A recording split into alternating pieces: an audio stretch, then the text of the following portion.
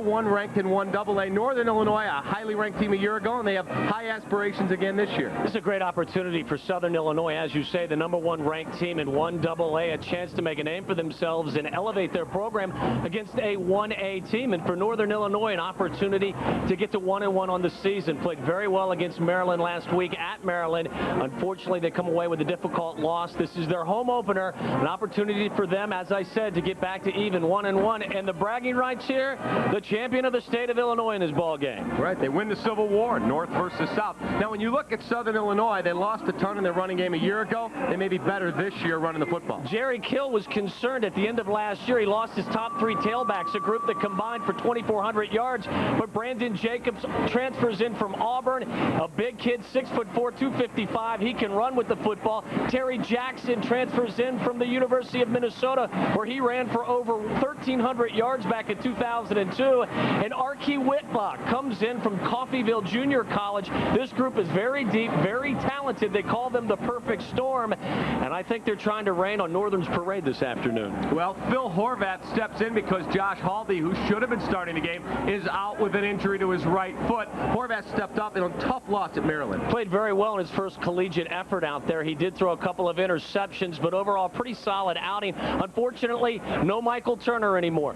No P.J. Fleck, but he has a solid young running back in A.J. Harris, who ran for 94 yards against the Terps last week. Dan Sheldon is back on the outside from injury, and most importantly, 4 of his top 5 linemen come back from last season. So yes, Phil Horvath has a tough task at hand, but I know Coach Joe Novak is very comfortable with his sophomore quarterback. All right, let's go down to the field. Our Jim Blaney is standing by. All right, David, thank you very much. And while the Huskies, of course, would have rather have had a win last week against Maryland, there are some things that they're pleased about, but other things they want to correct for today's game. And one of those is, if you look at the tackle chart from last week's game against the Terrapins, you'll find a lot of defensive backs at the top of the chart.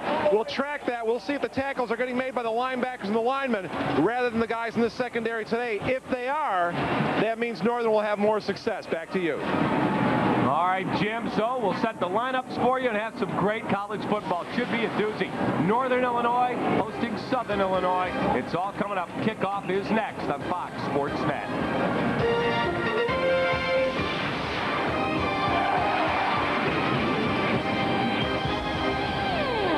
Sportsnet's coverage of Northern Illinois Husky football is brought to you by U.S. Cellular. We connect with you. Culver's Frozen Custard and Butterburgers, America's favorite. Casey's General Store, the official convenience store of NIU Athletics. The Village Commons Bookstore. For all your Husky clothing and souvenirs, visit vcbs.com.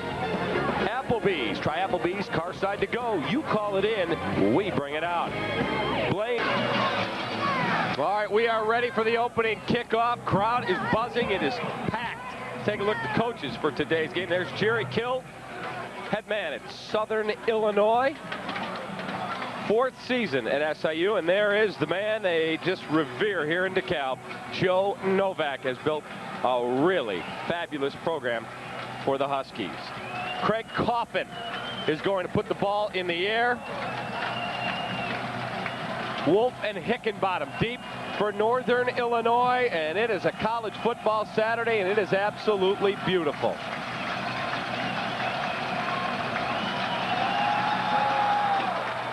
High driving kick's going to come down about 2 yards deep in the end zone, and Wolf says, I think I'm going to sit right here, Tom Waddle. Probably a good decision as well. Why take a chance on when you a little bit of indecision, mess up early? You got that right. Take the ball at the 20 and see if you can get something going. Take a look at, it's Phil Horvath, 19 of 36 last week at Maryland. Redshirted as a true frosh. He is a wonderful academic student. This guy's National Honor Society and was a standout in high school. Take a look at the guys that are charged with protecting him. Free, Lewick, Van Acker, Ebenach, and Verstrady, a big veteran group. Single back set. Harris going to get the handoff and going to fall forward to about the 22-yard line. Well, that's a game plan early for Northern. They want to come out here, establish their territory. I'm assuming Joe Novak has told his kids, we're going to come out and punch this Division I AA team in the mouth and hopefully take a little steam out of them. let them know that they're taking a step up in class and they better have their big boy pants on this afternoon. McDermott, Sheldon are the guys split wide on a 2nd and 8 for the Huskies. Horvath's going to throw his first pass, finds his tight end Cieslak, and he is tripped up around the 26-yard line. Be a gain of, we'll call it 4 yards, maybe 4.5, Tom. Southern plays a pretty unconventional defense. They run what they call a 4-2-5. 2 inside linebackers, 3 safeties, and 2 corners. Cornerback has been one of the weaknesses of this team. Looking to shore up their pass defense. It's a 3rd and 4 for the Huskies. Horvath to throw, wide receiver screen, and he is going to be brought down short of the first down.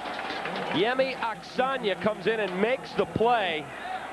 Marcus Perez just couldn't get to the sticks. They set it up nicely, and there's the tackle. He comes flying in and makes a heck of a play. Yemi Oksanya for Southern Illinois, who's one of their top D-backs, career high 10 tackles a week ago. Little bubble screen, not very successful. 3rd and short's what you want. Joe Novak's got to be a little angry about not converting in his first drive.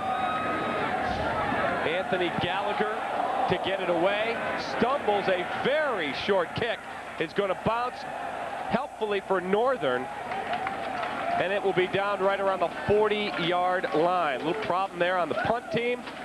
Southern Illinois will go on the attack 1st and 10 at their own 40-yard line. So Northern Illinois, Tom, a 3 and out. And not what you want to see. You have a young quarterback who played well last week against Maryland. He's in front of the home crowd right now. And as I said, you want to come out and establish yourself early against a team stepping up in class. 3 and out's not the way they wanted to get things started. Backfield set for Southern Illinois. Sam Bursky is the quarterback, and again he has a group of running backs that are as good as you will find. Handoff inside, and it's going to be a big game for Southern Illinois into Northern Territory. Archie Whitlock, their speed demon. Ray Smith comes over and makes the tackle for the Huskies. Talked about this running game at the top of the ball game. Archie Whitlock, a young man who transferred in from Coffeyville Junior College. Jerry Kill says he's the one that may have the most potential. Just great blocking up front from Southern. He gets into the secondary. Jim Blaney talked about it prior to kickoff. Northern, too many tackles in their secondary last week against Maryland, and a little bit more of the same to start off this ball game. And a 1st and 10 again for Southern Illinois. This is a club that can run it, and that's what they're going to continue to try and do today, is pound away. Not going to gain much that time. Brandon Jacobs, their big hoss at 255 pounds. May have picked up a couple of yards, and here comes Jacobs into your living room. It's amazing. A man 6'4" and 255 pounds has the speed to get to the outside, but you're going to see him go wide to the right. You're going to see him go wide to the left. They're going to run him between the tackles. This young man comes in from Auburn, and you can understand he's playing behind Cadillac Williams down there. He wanted an opportunity to carry the football more often, and Southern's giving him that chance. Hickenbottom was the man that helped horse collar him and take him out of bounds on a 2nd and 8 now for SIU, and they're going to continue to run the football, and it's Jacobs again, and he is tripped up at the 32-yard line. They'll mark it at the 32. Knee hit down at the 31 or 32, so it will bring up a 3rd and long for Southern Illinois. This is exactly what the Salukis wanted to do. They want to come out and establish their run game. They've got a group of veterans up front, 4 starters returning on the offensive line. Brandon Jacobs showed you speed a little bit earlier. There he shows you good vision. Jerry Kill has entrusted his offense to coordinator Matt Limegrover, who's a former offensive line coach. And you know they're going to focus on running the football. Well, they take a timeout here early. 11:17 to go first quarter. And Southern Illinois takes a timeout. So we will take a timeout with them. No score. 11:17 left first quarter in DeKalb. For Endeavors and Gallants, wake up and drive to Max Matson Mitsubishi, Downers Grove, Countryside, and Aurora, Naperville. All right, welcome back to DeKalb, Illinois. David Kaplan and Tom Waddle. Jim Blaney is prowling the sidelines here. And it's a 3rd and 4 for Southern Illinois. Northern took that timeout, make sure they got their defense set. Samburski's going to throw, rolling, dumps, and it is going to come up short of the first down. Jacobs made the catch, but really, Tommy, never got his feet under him. No, he didn't. They tried to run that screen, and Ray Smith did a great job sniffing it out. As you see, Brandon Jacobs just trying to run a little screen in the flat. He's got his offensive lineman in front of him and just trips up. Ray Smith with a nice play. But he did, you're right, have some blocking out there. Craig Coffin is going to attempt the field goal. This is going to come from about a 46-yard attempt. Snap, set, kick is up, and it is good. His career long 48. Flag on the play.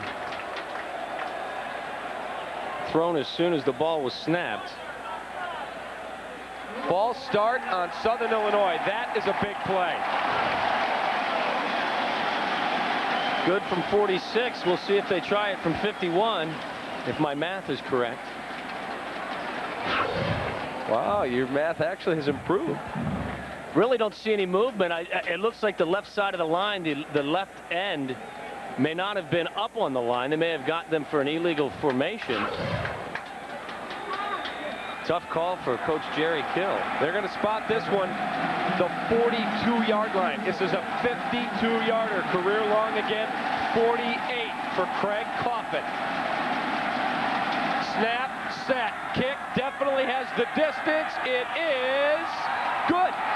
He drills it from 52 yards. Did have a little bit of a helping breeze, but he didn't need it, Tom Waddle. Nightmare start for Northern Illinois. They go 3 and out on offense, and then Southern runs it down their throats, comes away with a big field goal. 3-0 SIU. We'll come back and watch the Northern offense go to work for the second Illinois scoring drive. 5 plays, 26 yards, a 52-yard field goal. Sets it right there at the 42, add the 10 in the end zone, 52, and look how far he makes it, Tom. This one may be good from 60. I mean, he pounded. And there's really no wind to speak of either. He swung that leg like you do your driver. Usually you're the victim in that golf game, aren't you? Usually. High end over end kick, and that one's going completely out of the end zone. Oh, we found someone with a leg today. So the Huskies again on the attack. 1st and 10 at their own 20-yard line. Phil Horvath and company, their second possession. They went 3 and out the first time. And Northern needs to get their act together right now. They look a little bit flat. No enthusiasm on the sideline. This is a team that Northern should handle up front. They've got a veteran offensive line. They've got a very good tailback in A.J. Harris. They need to establish the run. Perez and Sheldon are the wideouts for Phil Horvath, and he is going to stumble and hand it to A.J. Harris. Takes it up the gut. A.J. Harris rumbles to the 35, maybe the 36, and that'll be a first down for Northern Illinois, and it gets the crowd alive. Yeah, potential disaster turns into a first down. A.J. Harris with good vision gets a nice block from his tight end, Jake Nordine.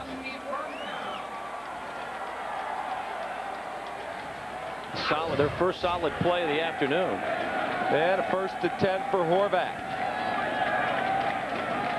Again, single back set. Give it to A.J. again. A.J. around the left side. A.J. rumbling. Another Northern Illinois first down. Well, Southern's very talented up front on defense. They've got a lot of depth. They've actually got 9 guys on their defensive line that will play today. But Northern should be able to control the line of scrimmage. Running over the left side, Doug Free, Ben Lewick getting a nice piece. And then A.J. Harris once again with good vision gets himself close to another first down. Frank Johnson himself another first down. Came up in on that tackle for Southern Illinois. Another Northern Illinois first down. And they're going to go right back to the man again. A.J. up the gut. A.J. breaks one. And he is knocked down at the 35. It's all A.J. all the time. It looks like that first series was a bit of a wake-up call from Northern. They realized they were in a football game. They're getting good drive up front. Jake Ebenhock, Brian Van Acker, the center, clearing some space. And A.J. Harris making folks wouldn't say forget Michael Turner, but certainly making a name for himself. Again, single back set. A.J. behind Horvath. And they're going to go back to A.J. again, and he's going to take this one short of the 30. Let's call it the 32-yard line. Should be a 2nd and 7 or thereabouts. These are, when you watch a guy run this many times as crisply as he has, you know this is a guy who really came to camp ready to play football. Oh, no question. And this is just an attitude. Running the football is an attitude. And with that defense I talked about that Southern plays with 3 safeties out there, you have to attack the perimeter because those guys are a little light in the backside. You've got 205-pound safeties playing the spots of outside linebackers. Horvath going to throw, and Horvath is lit up. Was able to get rid of the football at the last second. But Craig Sutherland came flying in from his linebacker spot, where right end came flying out in space and just lit up Horvath. Yeah, usually when you have some success running the football, the misdirections, the screens, they work well, but Chris Sutherland, again, a senior, smart player, 15 career starts, not fooled by the fake. 2 wide receivers right. It'll be Perez and Dan Sheldon. A.J. again in the backfield, and Horvath straight drop. He's going to look. He's going to look. He is continuing to look, getting good time, throws, and it is incomplete. Nearly intercepted. Frank Johnson again in on the play, intended for Marcus Perez. Now, a couple of wide receivers for Northern are missing today. Sam Hurd and Chatone Powers, for disciplinary reasons, will not play today. So that's a big loss because you've got a guy in Marcus Perez, 5'10", 170, who's a freshman. Young quarterback making a little bit of a mistake. If you're going to throw that football, throw it between your receiver and the sideline. He throws it back in the middle of the field and gives Southern an opportunity to create a turnover.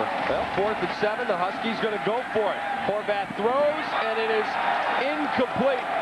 Sheldon may have looked for a flag, not going to get it, and Southern Illinois is going to take over on downs. Looked like Dan Sheldon just slipped in his route. When you go for it in that situation, obviously with the wind in your face, a 49, 50-yard field goal really doesn't make much sense. Again, the ball's underthrown a little bit, but Dan Sheldon just slips, had a step on the defender. You also have a first-year field goal kicker for Northern Illinois, Chris Nendick. Wasn't getting a whole lot of action with an All-American type in Steve Azer last year. Single back set, Southern Illinois on the attack. Archie Whitlock. A solid run across the 40-yard line. Boy, he is quick to the hole, Tom. Well, they're running right behind their All-American candidate at center, Elmer McDaniel. Whitlock's a guy that you would think would get to the outside. He's only 195 pounds, but they're running Jacobs, the 260-pound back, on the outside, and Whitlock up the middle. He just got great quickness. Hickenbottom in on the tackle, and Jim Blaney's tracking that. How many times the D-backs are the ones coming up to make the hit? Well, Southern coach Jerry Kill's got a problem. He's got 3 outstanding tailbacks, and there's only 1 football. He's got Brandon Jacobs now in his backfield, the big man, 255 pounds, and he gets the football. He turns around the right side, and he's knocked down short of midfield, right around the 47, 48-yard line. You get a guy who's 255, 260 pounds running downhill full speed. There aren't a whole lot of guys standing in line to hit him. Gets a great block from his wide receiver. They just seal the end of the line of scrimmage. And once again, Southern establishing the run.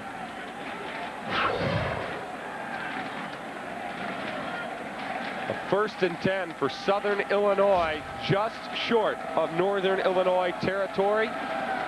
7:20 to go here, first half. Southern's going to throw the football, and they're looking for a big play, and it is going to be incomplete, overthrown. We had a lot of contact, a ton. Brent Little. It's an uncatchable ball, first of all. And Adrell Hansbrough. Hansbrough has perfect position. Brent Little is their home run hitter. He does a good job. Hansbrough does, forcing Little to the sideline. It's just a pass that isn't catchable, and if there's any call made at all, that's going to go on Little. Good defense from the young sophomore cornerback. A 2nd and 10 at the 48-yard line of Southern Illinois. Hand off to Jacobs. The big man is going to be dragged down short of the 50. Solid play by Ray Smith, number 48. Ray Smith already. Javen Lee also in on that tackle. An outstanding game so far. Just a delay run, and again, there's a running lane. Jacobs finds some room on the right side, and Ray Smith with a great open field tackle. Ray Smith just blew that play up.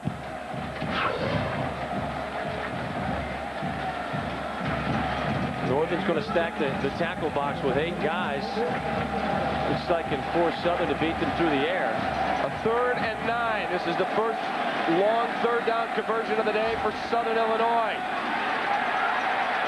And the Huskies do a wonderful job. Sambursky stepped up, tried to run with the football. And Ray Smith is there again. It's a great example of a defense being very disciplined, staying in their lanes, and if you force a quarterback to run, make sure he runs up the middle where you can put a helmet on him. And again, they have a little twist in the middle of the field. They keep Sambursky pinned in. And Ray Smith again with a nice tackle. Yeah, and Brian Atkinson actually was the man that just lit him up. And really nowhere for Sambursky to throw the football. Good coverage in the secondary by the Huskies. Brian Atkinson, they call the Beast, 6'1", 235.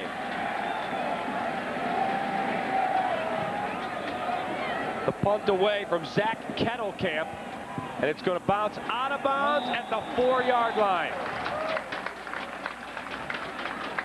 That's what we call it. They ought to have the other kid punting, Craig Coffin. That's a Coffin corner kick. Certainly Southern is winning the battle of special teams at the moment. Jerry Kill, the head football coach at Southern, his club 10-2 a year ago, as were the Northern Illinois Huskies.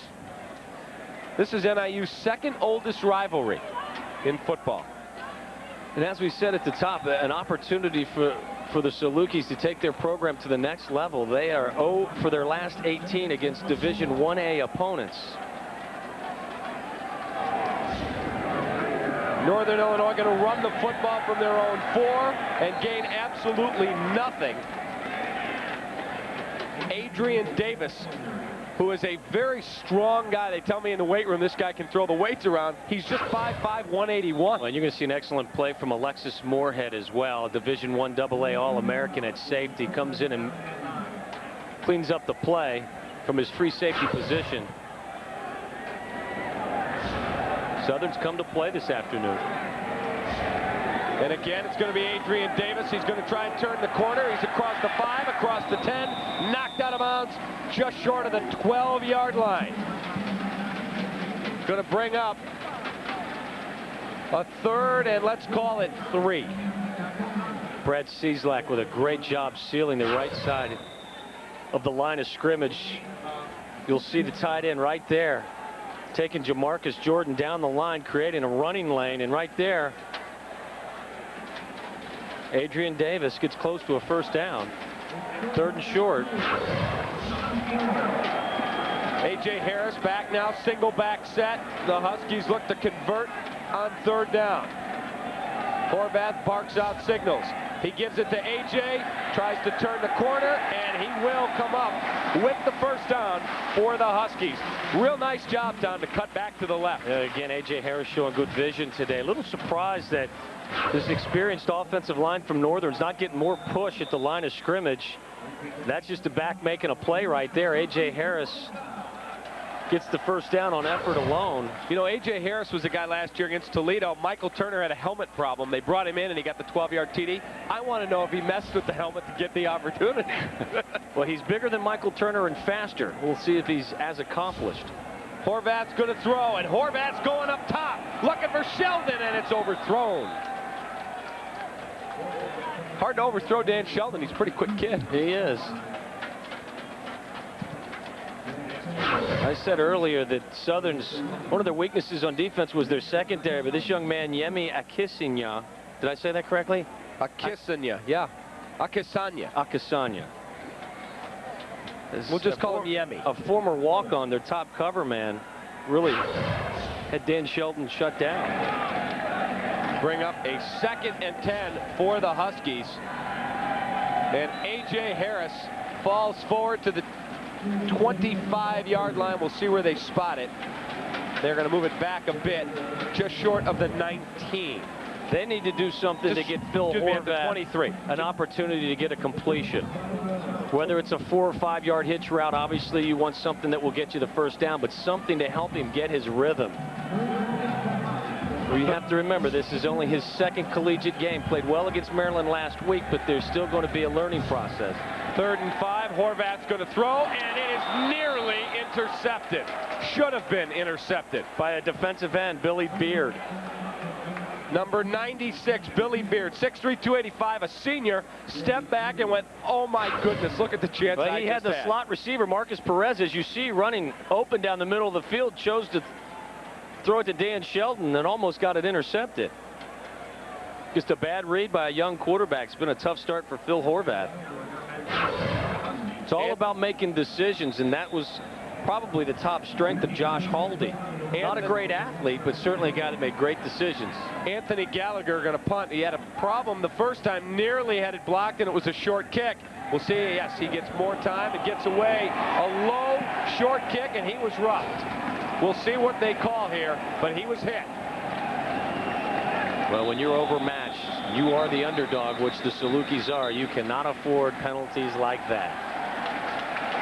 They're going to call, I believe, roughing the kicker. Well, even if it's a running into the kicker penalty, it would give Northern a first down. Still give them a first down. Just can't have mistakes like that. They put a good rush on for the second time. Northern does a decent job picking it up. That's a ticky-tack foul. I'm assuming that they're going to call running into the kicker. I am assuming that I'm wrong. That's all that. That's a pretty tough call for a 15-yarder for that. But you have to remember, kickers and punters are fragile guys.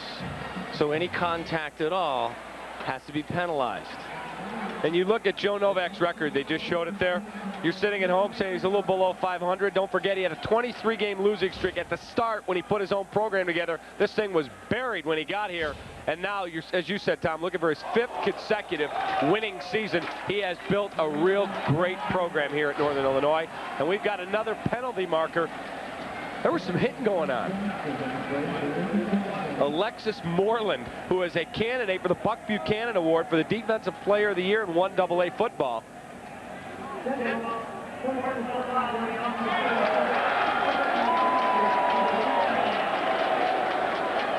That's going to be a personal foul. Let's see if we can get another look at it again.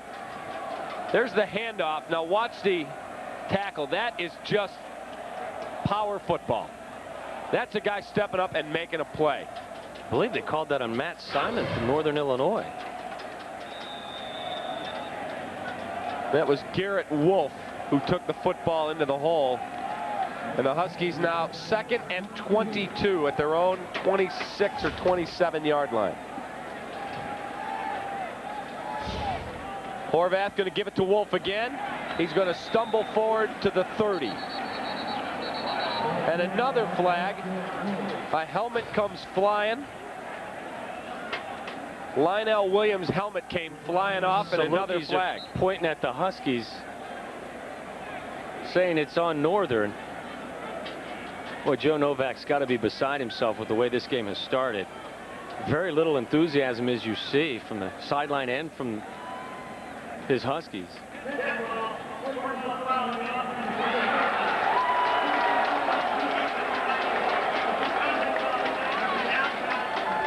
Offsetting penalties. If you let this Southern team hang around for the first quarter, for the second quarter, you are going to have a 60-minute battle on your hands if you're Joe Novak in Northern Illinois. Now the down marker on the scoreboard and on the sideline says 3rd down, but if you have offsetting penalties, you'd replay the down, wouldn't you? I would assume so. No, it was after the play. After the dead ball foul, okay. Joe Novak was yelling with 2 fingers. It's 2nd down. Well, and Garrett Wolf goes nowhere. That just tells you that at the moment, Joe Novak's not real comfortable and confident with his young quarterback.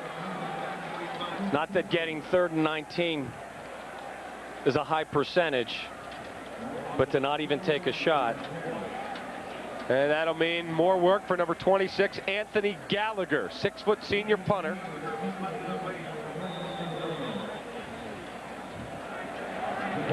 Once again, looks like Southern's going to have pretty good field position. Justin George, number 1 for SIU, is standing at his own 35-yard line. Snap. Gallagher gets the kick away. Pretty good boot. Justin George, who catches it, tries to return it, falls forward, and is tackled at the 37-yard line. We will take a timeout. Southern Illinois goes back on the attack with a 3-0 lead first quarter. Broke it off. Ooh, Cam. 5:30, 6:30, whatever you say. Right on the money. That would be excellent. Absolutely. Okay, I think your turn is up. But this is the only place I can get a good signal on my cell phone. Mister, Jerry. don't make me come up there. Jerry, I think I'm going to lose you. Need a better network? Switch to US Cellular and take our Best Network Challenge for 30 days. Then you'll be sure it's the best network for you. It's one more way we connect with you. US Cellular. Ow! Whoops! That's okay. At Oakbrook Toyota, you still get the gold. 2004 Camrys, 0 APR for 48 months, or lease a Camry and get a grand cash back. There's only one, Bob Royman. It's our Everyone Wins sales event going on now at Bob Roman's Oakbrook Toyota in Westmont, just 3 blocks west of Route 83 on Ogden Avenue, Westmont.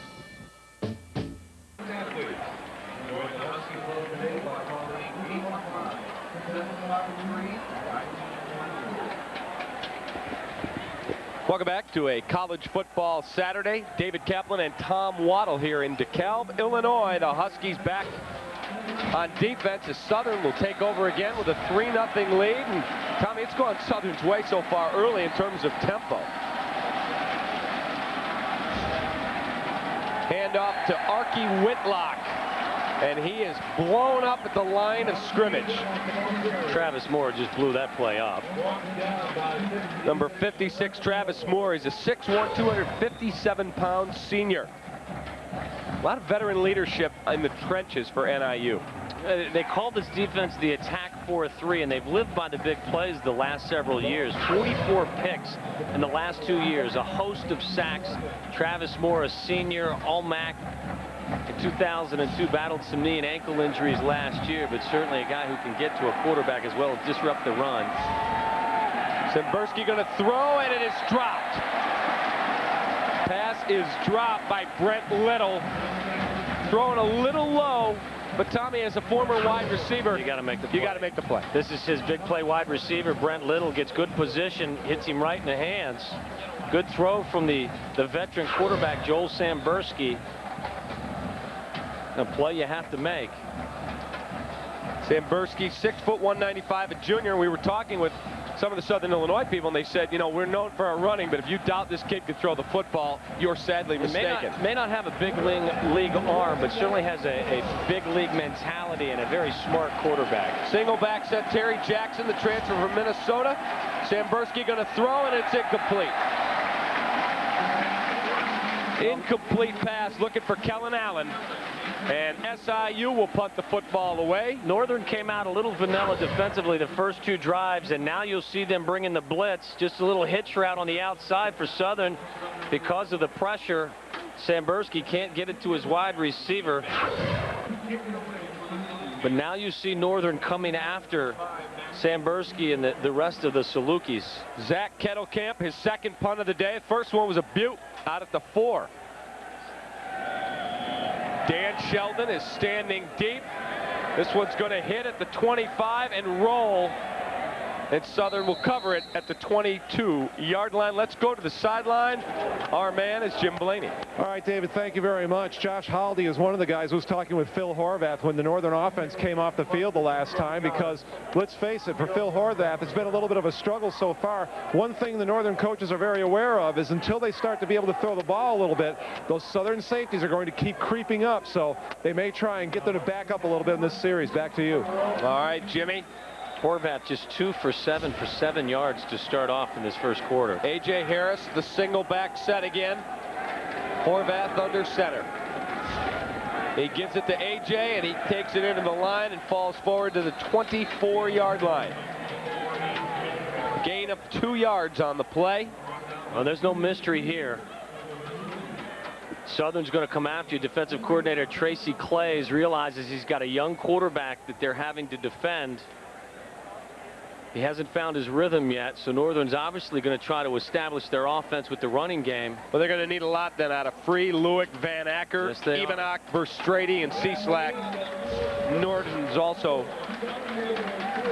getting some opportunities at tight end and in a blocking type role. We're taking a timeout. We're coming back. Second quarter coming up. The Huskies trail by 3.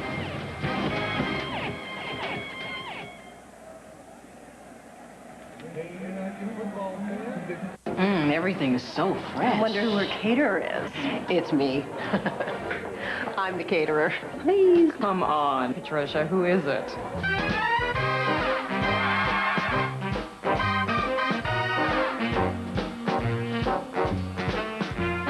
I got everything at Jewel.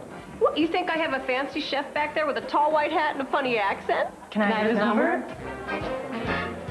Jewel, helping make your life easier. Jeans at Blaine's Farm and Fleet, your denim headquarters with quality brands like Wrangler, Rustler, Riders, and Lee.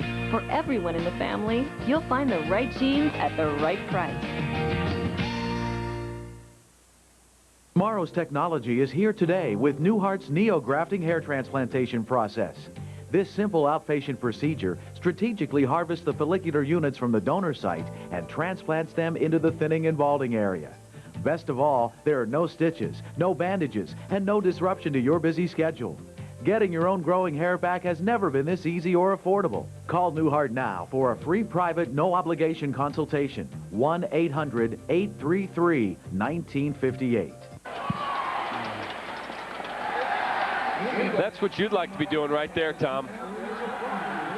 Belly full with some food and fast asleep. That's the way you spend your weekend. No response. Huskies back on the attack. Horvath hands it to AJ, and he's into the open field. He's up the sideline. He's moving across the 40 into Southern Illinois territory. Knocked down at the 37-yard line by Alexis Moreland. That's a big play, and that's a good way to start the second quarter. Well, we talked about the Southern running backs. Southern Illinois has got 3 very good running backs, but right now it's A.J. Harris getting it done for the Huskies. And once again, great vision, gets a block from Brad Cieslak, and it's just a foot race. Alexis Moorhead hustles to run Harris down. Harris gets a nice block from Dan Sheldon, but certainly the best play of the day for Northern. 37 yards on the run. Horvath's looking to throw. Steps up. He's going to run the football, and he's going to get knocked down at the 35-yard line. Maybe just short of the 35. You know, back to that earlier play, Dan Sheldon did a nice job on the block. He did. A.J. Harris, 9 carries, 96 yards to start off the day.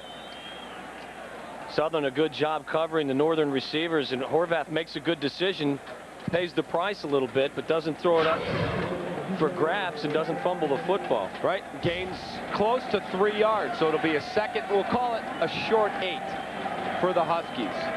Garrett Wolf is the single back set. Horvath going to hand it to him. He makes the first man miss. He turns the corner. He continues to rumble. He's going to be knocked down at the 21-yard line.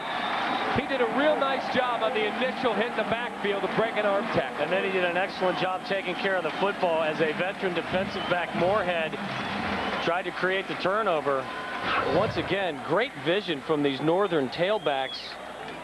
He gets past. He breaks the arm tackle there, and Alexis Moreland, the Buck Buchanan nominee, is the guy that stops him, or he may take that one to the house.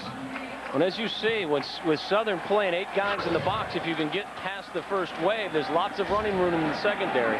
A.J. Harris gets the handoff, and he is knocked down at about the 18, maybe the 17-yard line. Yeah, the big fellows look like they're a little bit tired right now. Ben Lewick, Jake Verstrady.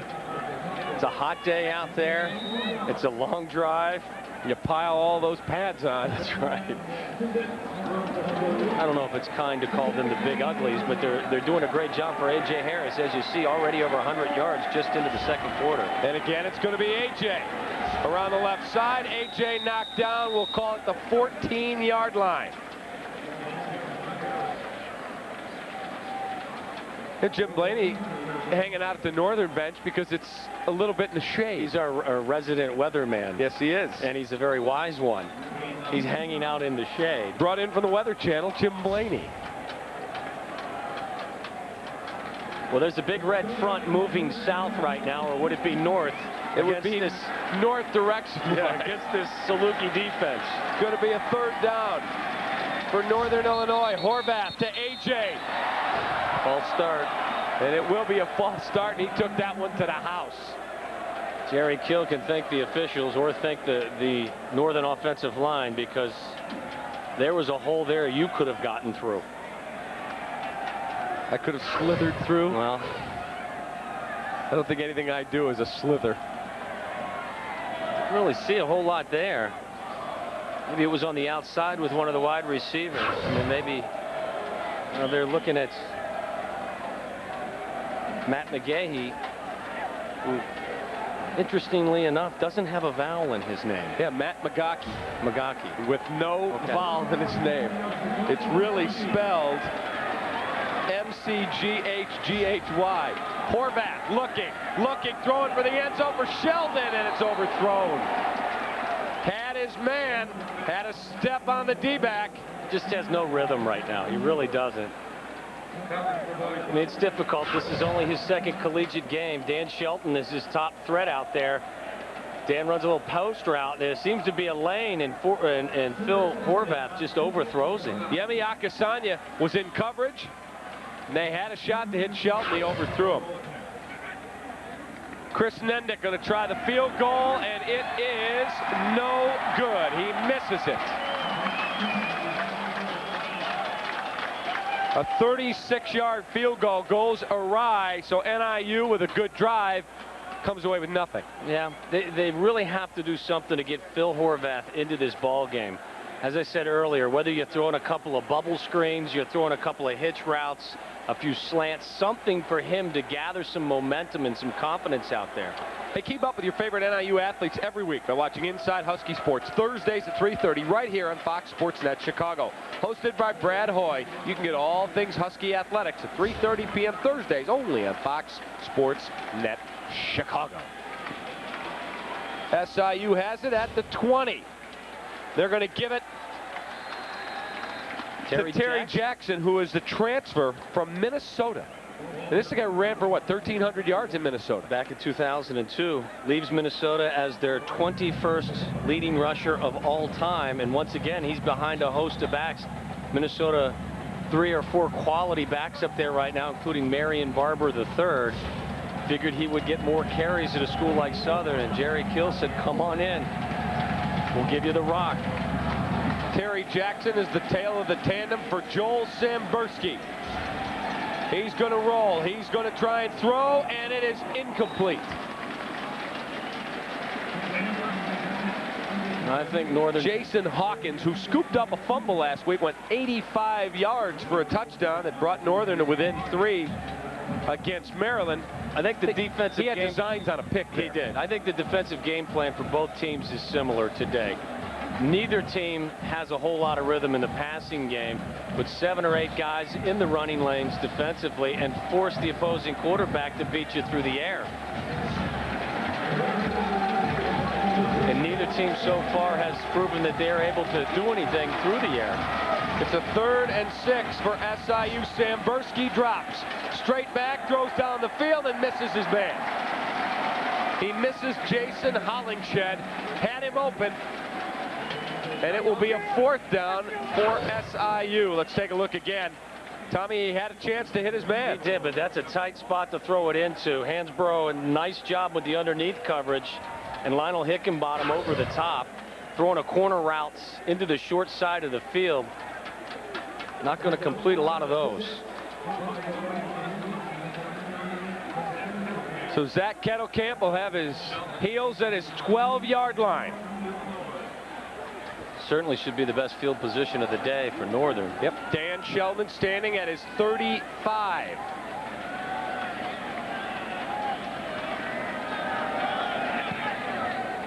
Not much of a rush. Kick away. Dan Sheldon has it. Tries to turn it upfield, and he is upended at the 41-yard line. That was a solid arm tackle. Solid play by James Smith. Dan Sheldon 2 years ago returned 3 punts for touchdowns. Has a little bit of running room. And James Smith just comes in and trips up Sheldon. If he doesn't get him, he may turn that corner. He had some room. But again, as I said, this is without a doubt, the best starting position for Northern Illinois at the 41, their own 41. Huskies have it at their own 41-yard line. Garrett Wolf, the tail of the tandem, and the pass is broken up. Dan Sheldon was there. Great play by Yemi Akasanya. Just call him Yemi. I'll call him Yemi from now on. Little surprised, as I said earlier, that, again, you're going to have to make plays in the passing game. Just a great athletic play by Yemi. Dan Sheldon, again, looked like he had a step. But a little surprised they're not asking Phil Horvath to throw more conservative, higher percentage passes. Garrett Wolf again, the deep man, behind Phil Horvath. 2nd and 10 for Northern Illinois.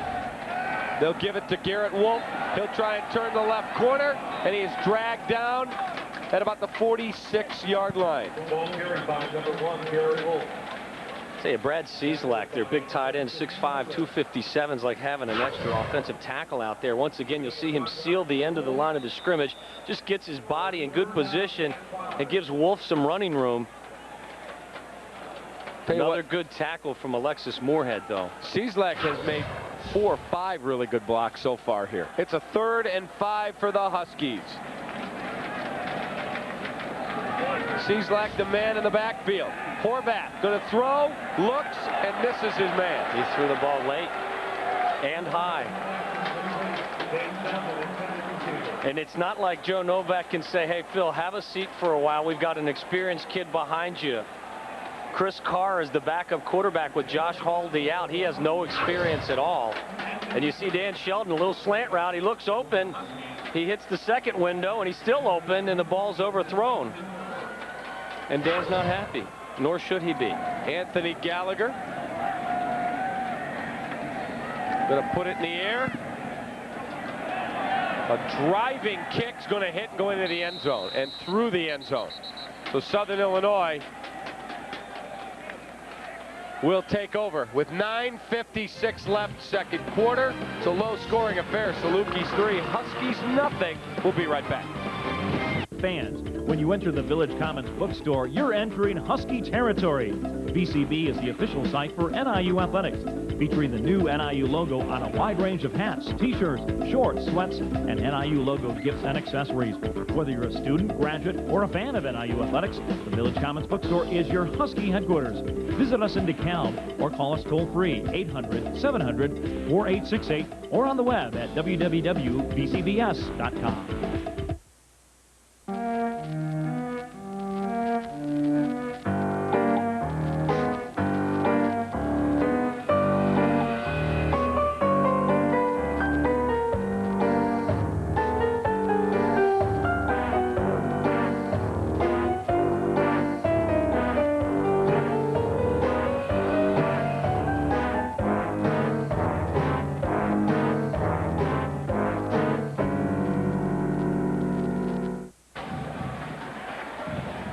You get a look at Joe Novak. I give him a lot of credit for composing himself out there.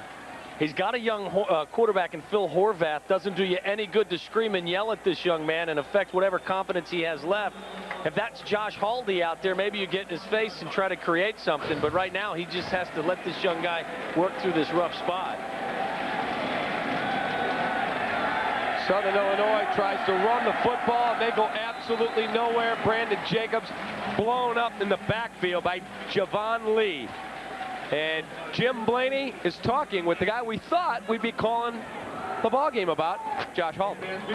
All right, David, thank you very much. Josh, first of all, give us the update on your foot. It's getting better. You know, this week helped, taking off, and hopefully we'll get back for MAC play, but we're targeting BG and get back out there Friday night. I know the last couple of series, as Phil's come off, you've been talking to him. What are you telling him to try to get him in rhythm? I'm just trying to tell him to relax and play. You know, he's got the capabilities to go out and get the job done. He's just got to, get that first one and kind of roll from there. But we're on the same page. We're seeing things, and he's seeing things. Just got to make a play. Josh, thanks for your time. David, back to you. Samburski's pass was caught and then popped up.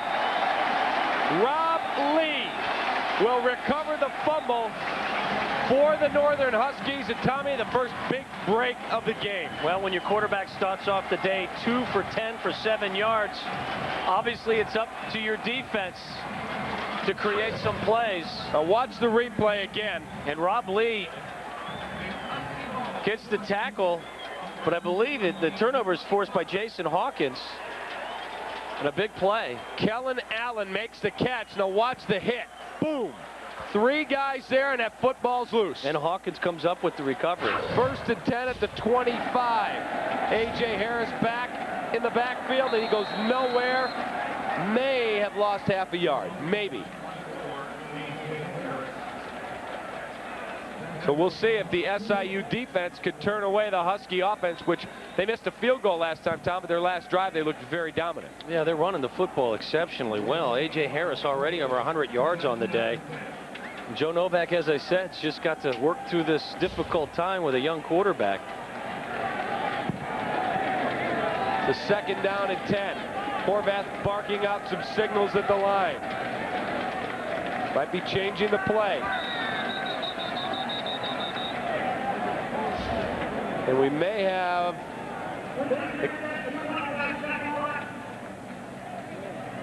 well, after what occurred last week in Maryland with the time and the officials, certainly don't want a repeat performance. Northern was driving on Maryland with 30 seconds left or 18 seconds left, and really they were done no favors by an officiating crew, and unfortunately that took 15 seconds to spot the football and time expired. A.J. Harris single back. Horvath barking out signals again. He's going to throw. He looks, and Dan Sheldon makes a spectacular catch. I think he may have hurt himself in the process.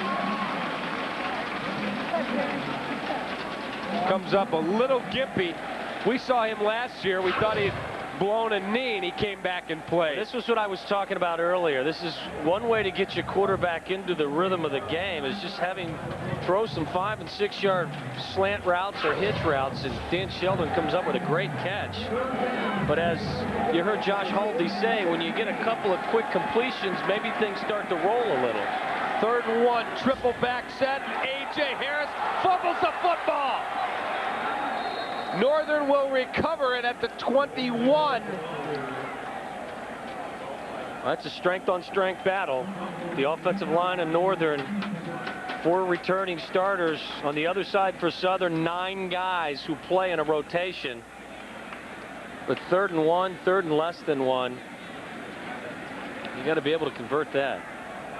Well, Nendick's going to try his 2nd field goal attempt of the day out of the hold of Phil Horvath. Snap, kick, up, it is good.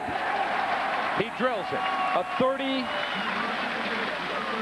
38-yard field goal. 38 official, and we are tied at 3. A 3-play, 4-yard scoring drive. Exactly. All right, we're going to take a timeout. We'll come back. Got a good one going. A little low scoring. We'll see if we get some fireworks after this. SIU football is back for more in 2004. Take the short trip to DeKalb to catch head coach Joe Novak's Huskies as they make their bid for a Mid-American Conference championship.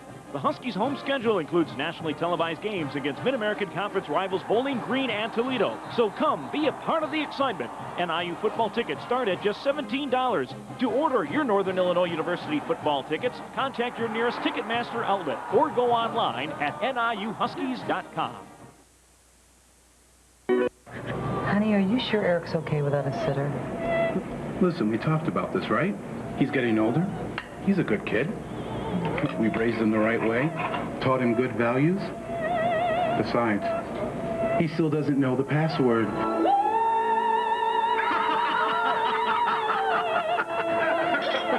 Password-protected parental control. Parents love it, kids hate it. From Comcast Digital Cable, your life connected.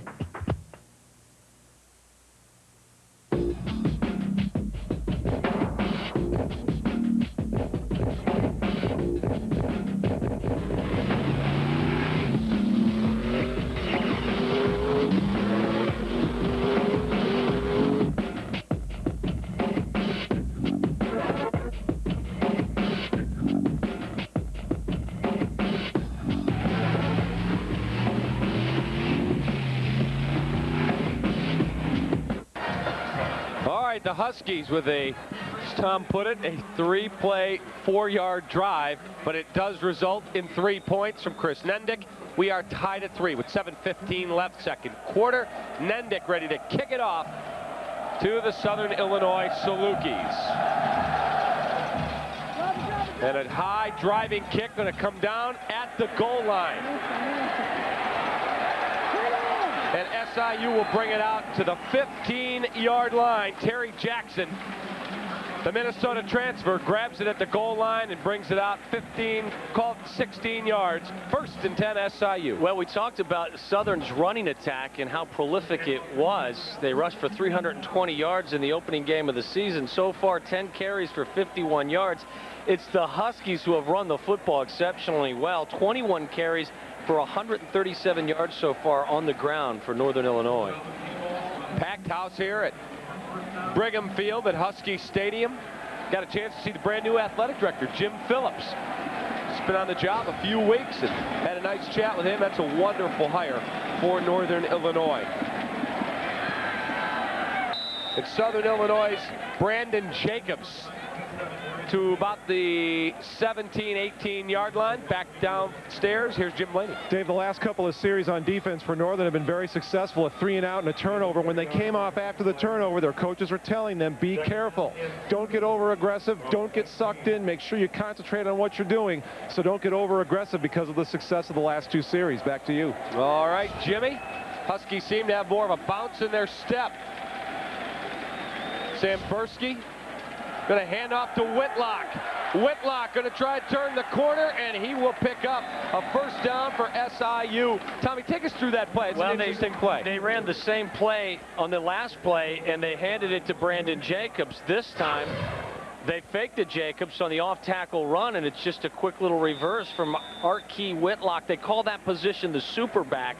They line him up not only at the tail of the eye, but they'll also split him out. He'll play some wide receivers, some slot back. But when you have some success running the football up the middle and you run that reverse action every now and then, you give it to the guy in reverse. And was that the play they ever ran for you? No. Not quick enough, huh? I think you could have answered that question yourself. SIU is starting to exert themselves a bit. Brandon Jacobs at 260 pounds does a real nice job making people miss. It's what Jim Blaney just talked about. I mean, you can't over pursue. You cannot arm tackle a guy who's that size and that speed. Lionel Hickenbottom trying to give his team a little verbal lift right now, but again, he gets hit. Eric Pittman gets a piece of him. Here comes Hickenbottom in. And Hickenbottom brings him down, but arm tackles aren't going to bring Brandon Jacobs down. And not at that size. The Auburn transfer, again, a senior, 6'4", 255. An excellent tackle. They tell us he may be a little over 260. Sam Bursky going to give it to Jacobs again, and he is going to be very close, but I think he's going to be short, Tommy, of the 1st down. Now the spot on the opposite side of the field. Looks like he's going to be about a half-yard short. I'll Walter Payton. These guys all learn to stick the ball as far out as they can down the field. Well, this is what Southern wants to do when you have a back of that size. And you've got 3rd and short. Jacobs is actually out of the huddle right now. He's on the sideline, as you see.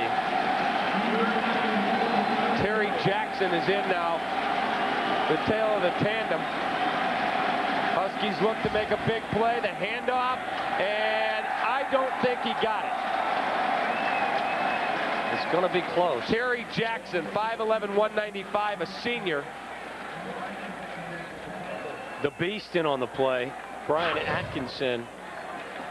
Very active middle linebacker, sees the handoff and does a great job stopping Jackson a little short of the first down. Yep, going to bring up a 4th down, and they're going to punt the football, and that's probably the right call. No question. Again, a little curious as to why Brandon Jacobs, your 6'4", 255-pound tailback, wasn't in for Southern at that particular play. Tell you what, I'm a big fan of the beast. Brian Atkinson, this guy is an animal in there. He hits. Bad snap. The Huskies try and block it and may have gotten a piece. And it will bounce down at the 41 or 42-yard line. We'll see where they mark it. 42. Zach Kettlecamp looking maybe for a flag, but you should realize once the ball hits the ground, he's a live player.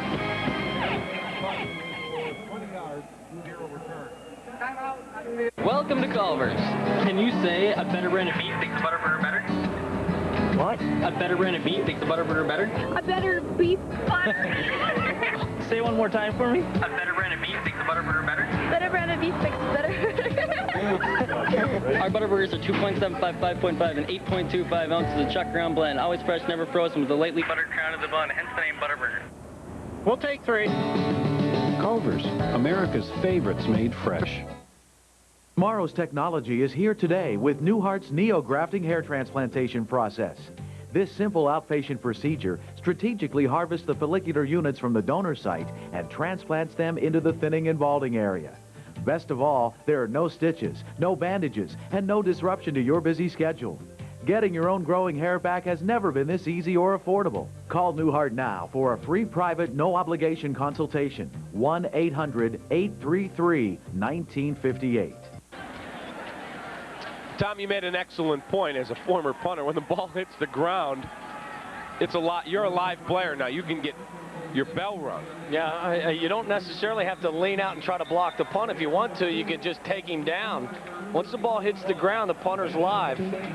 You see a little bit of a flop there from Zach Kettlecamp, but I'm assuming that he knows the rule and didn't protest too loudly. By the way, I never punted. No, I was a former you were a punter. former punter. Well, you're built like a punter, so thanks. Appreciate that. Horvath's going to throw. He dumps it off for Garrett Wolf. Wolf cuts it back inside, and he's knocked out of bounds right around the 50-yard line. Yeah, Jeff Bond, now the first-year offensive coordinator for Northern, I think has come to realize he needs to give his young quarterback a little bit of confidence. This is just a little swing pass to Garrett Wolf. Completions, whether they're 5 yards down the field, 2 yards down the field, or 50 yards down the field. Build momentum. You have to build some confidence with this young quarterback. It's a 2nd and 3 for NIU. Garrett Wolf, the single back set for Phil Horvath. Horvath's going to give it to Wolf, and he goes absolutely nowhere. May have lost some. Going to bring up, it looks like, a 3rd down, and we're going to call it about 6. Yeah, Jake Evenock just gets beat at the line of scrimmage. Northern's done a nice job running the football, but they have had some negative plays in the running game.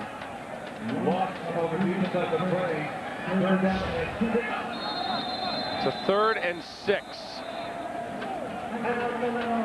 And a timeout, Northern Illinois, their 2nd. Tom, as you look around here, I mean, place is packed. There's a really upbeat attitude on this campus where athletics are headed. They've got beautiful facilities. They continue to upgrade. They're going to do some more here at Northern in the football stadium, the brand new Convocation Center. Things really on an uptick. Well, remember, this team last year peaked at number 10 in the BCS rankings. I mean, they had an outstanding season, 10-2. And I still believe that they were robbed not being selected to go to a bowl game. And Totally I know agree. that the folks here in DeKalb are very supportive of this team. They don't have Michael Turner, as we talked at the top of the broadcast. P.J. Fleck has moved on, and great to see him latch on with the 49ers on their practice squad.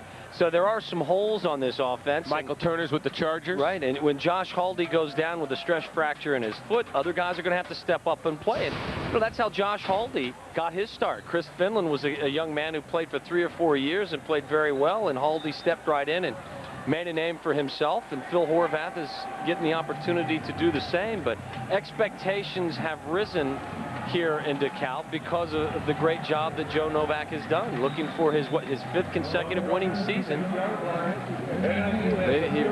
They've turned the corner here at Northern Illinois.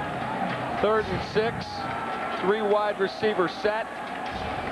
Horvath going to throw. Horvath dumps it off. He finds his man. And he's got a first down. Marcus Perez, the 5'10 freshman, makes the catch. That was the first time I saw Horvath really stand back there with some presence, step up and make the play. He does. He steps up and finds Marcus Perez, and he does it just in time because the rush is coming from behind him. And again, you talk about building confidence and building momentum, and when you can convert a few 3rd downs, Phil Horvath starts to feel a little bit better about himself. He got whacked right after the throw. Horvath again out of the gun. He's looking. He's going to put some air on it. Lofted down the field. Garrett Wolf's got it for a touchdown. Give him 6 for Northern Illinois. That'll get your confidence up. Little wheel route from Garrett Wolf. Just beats the man in coverage, and a perfectly paced football from Phil Horvath. As you'll see, little wheel route. Garrett Wolf comes a little out and up. He's one-on-one with a safety, and a perfectly thrown ball. And Wolf drags the defender into the end zone. He drags Frank Johnson into the end zone. Call it a 40-yard touchdown. Take another couple looks at this. It's pretty. You take a guy who's been running the football, and now you run him down the sideline, and the throw is right on the number. And there it is. That's a great catch by a running back. Good awareness, knowing where he was on the field. A great job. You see that offensive line giving Phil Horvath a lot of time to throw the football. And again, the accuracy, which was non-existent in the first quarter, seems to be building a little momentum. Horvath points up in the sky. Joe Novak, pretty stoic guy. Looks the same now with a 10-3 lead as he did when they were trailing 3-zip. You know, the only time I've ever seen him show real emotion publicly was at the end of the Maryland game. He came unglued. He came unglued. And rightfully so. He had some fun. Yes, he did. But he's one of the best, and he's just a wonderful guy. You give him a lot of credit. This isn't his first rodeo. He's been in this business a long time, and he knows with a young quarterback you can't get in their face and destroy whatever confidence they have. And rightfully so. I think he's allowed Phil Horvath to come off the field, talk with his quarterback coach, maybe talk to Josh Haldy, and settle down. And settle himself down a little bit. And that's one of the signs of a great head coach. Nendick puts it end over end. It's going to come down in the end zone, and SIU elects to bring it out. And may not be a wise decision as he is swarmed under in a big way. Brent Little makes a mistake there. Brent Little caught that thing 3 yards deep in the end zone, decided to bring it out, and now SIU's got their back deep in their own end at the 8-yard line.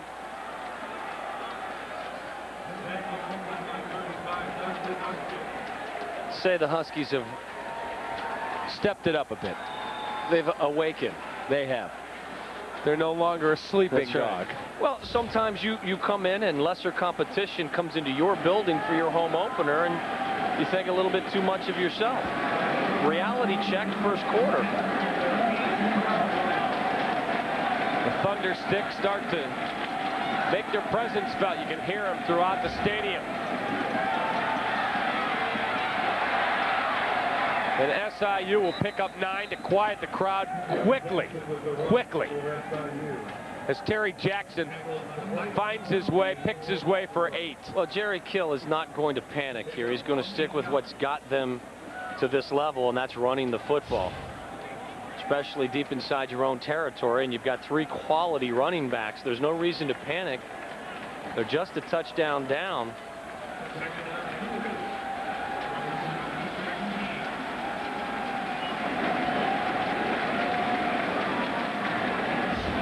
Handoff again to Terry Jackson. He picks his way for a first down at the 20-yard line. Now, one of the traditions here in DeKalb is when they score, they've got an old Army cannon down in the end zone, and it fires. Maybe they're out of ammo. I don't know. It didn't quite work. They're checking the owner's manual. Checking the manual. Dude, it didn't fire. Well, I don't know. Give me the manual. Did you put it in right? I would trust the guys in the camouflage, not the guy in the Bermuda shorts and the blue shirt. Yeah, exactly. That's not the guy I want to talk. I want to talk to that guy and that guy. Yeah, with the berets. They look a lot more official. Samberski's going to complete a first down pass for another first down.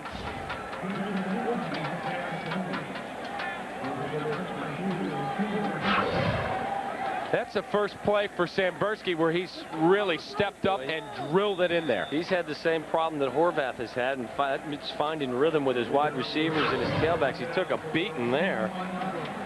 Clock ticking down on the end of the first half. We're inside 25 seconds. And Southern doesn't appear to be in any major hurry. But now they're going to throw the ball down the field, and it is caught. What a catch. What an interception, possibly. Nope. They're going to give that to the Southern wide receiver. They better hurry. Southern's got one timeout left. A great throw and a great catch. Adrell Hansbrough was there in coverage. Well, he may have stolen the ball away at Corey the end, Payne. What a great catch. Corey Payne, he's caught the last two passes. That ball was put where he had to put it, and he made a great play on it. And he throws again and finds his man, and that's a first down at the 23-yard line of Northern Illinois. Chris Kupek makes the play with 6 seconds left. They'll stop the clock to move the chains. Well, it tells you when you have a timeout left, you are still able to attack the middle of the field, and a great decision by a veteran quarterback. Joel Samberski finds his tight end in the middle of the field. Northern protecting the sidelines, possibly thinking that Southern was going to try to work the sidelines to stop the clock. What do you do here, Tom? You kick the field goal with 6 seconds left. You do not take a chance on one shot quickly down there. You better get rid of it quick. And they're a running team. At this particular time, you need the points. Now you're talking about a 23. You're without timeouts. A 40-yard field goal into a pretty good breeze. You're on the 23-yard line, so all you can really do is throw the ball. As you see here, they'll attack the middle of the field. Samberski finds his tight end, Chris Kupek, down around the 23-yard line, and wisely calls their last timeout. Now take a look at the top of the goalposts. I mean, there's a little bit of a breeze coming into their face, but he did kick a field goal that we thought was good from 55 yards. Good decision from Jerry Kill. Too many things can go wrong in 6 seconds. You can have a sack. You can have a quarterback center exchange problem. The clock can run out. Right now, they want to get points. This is a 40-yard attempt into a pretty good breeze for Craig Coffin. He is perfect 1-for-1 on the day. Snap, kick. Has the distance, and it is good. And that did not clear it by a lot. You can tell that wind is definitely a factor. 3 seconds left, and it is 10-6 Northern Illinois. Very impressive drive with very little time on the clock, and it starts on the inside the Southern's own 10-yard line. And getting 3 points here is huge for the Salukis. 0.3 seconds left. And he clears it 4 or 5 yards.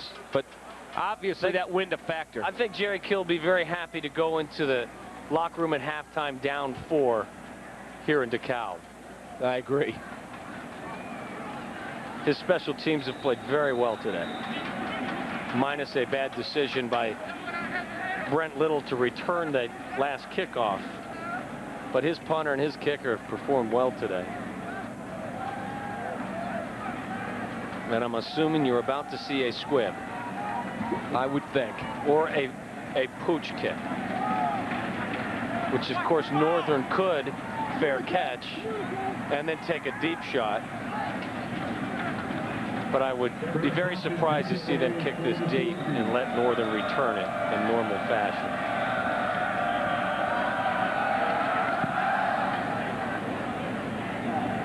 And the Huskies will cover it up. We have reached the halftime. So, halftime, 1 half in the books. It is 10-6 Northern Illinois over Southern Illinois. As I said, Jerry Kill's going to be very happy. Things haven't worked to perfection on offense, but to go into the half down just 4 on the road against a Division 1A opponent, something to build on in the second half. Our Jim Blaney is on the field, making his way over to head coach Jerry Kill.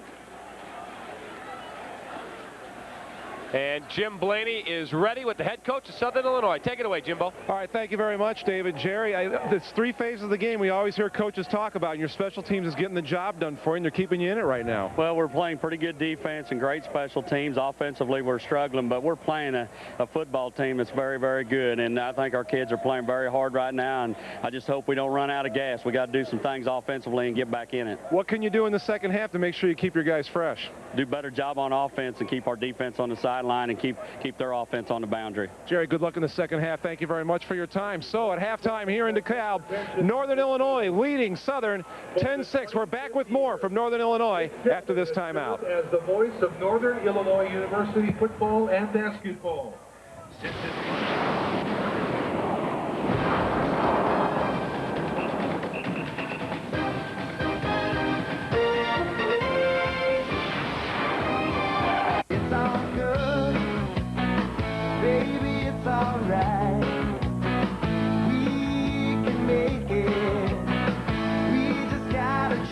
It's all good at Casey's General Store, where you'll find pizza made with the freshest ingredients. Now get any large specialty pizza for $9.99. Baby, it's all right. Baby, it's all good.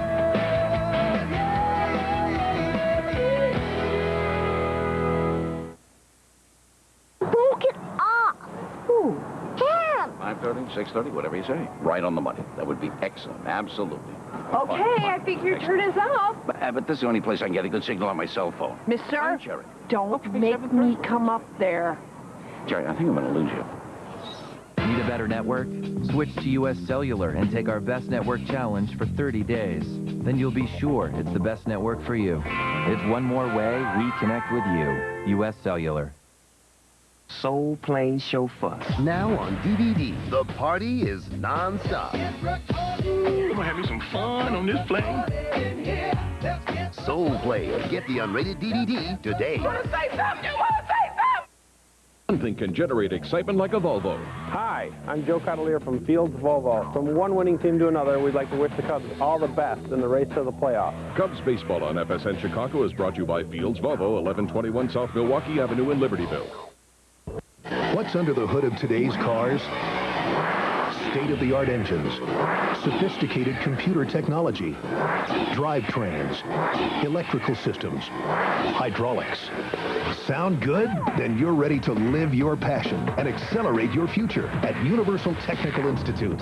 At UTI campuses across the country, you'll get the training you need to launch your career as an automotive or diesel technician. Training that's customized to fit your learning style. And get this, financial aid is available for those who qualify. Our strategic relationships with leading manufacturers means training on all the cars you dream about. Cars like Ford, Audi, Porsche, Volvo, Toyota, Jaguar, Mercedes-Benz, BMW, International, Volkswagen. These manufacturers all come to UTI for skilled technicians. But here's the best part. The demand for trained technicians is huge and will be for years to come. Call UTI today. Live your passion. Accelerate your future. Universal Technical Institute.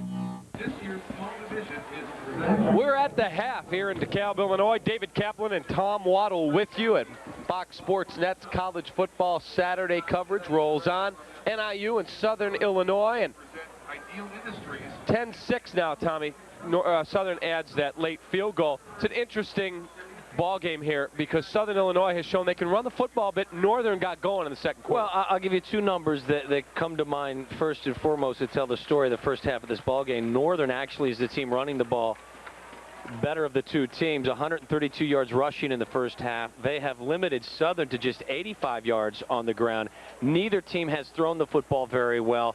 Phil Horvath finds Garrett Wolf for a long touchdown pass, but other than that, very ineffective through the air for both Northern and Southern Illinois.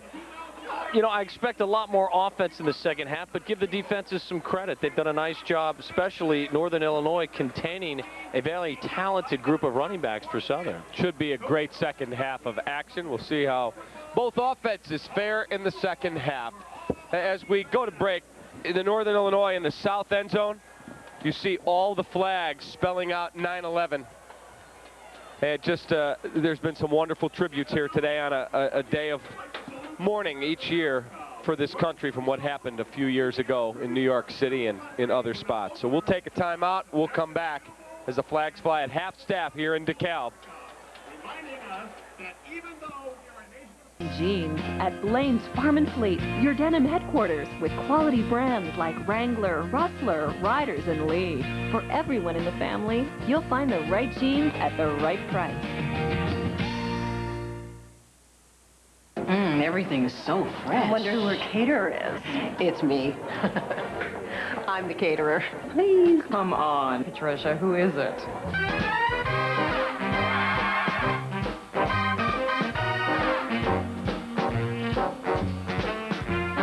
I got everything at Jewel.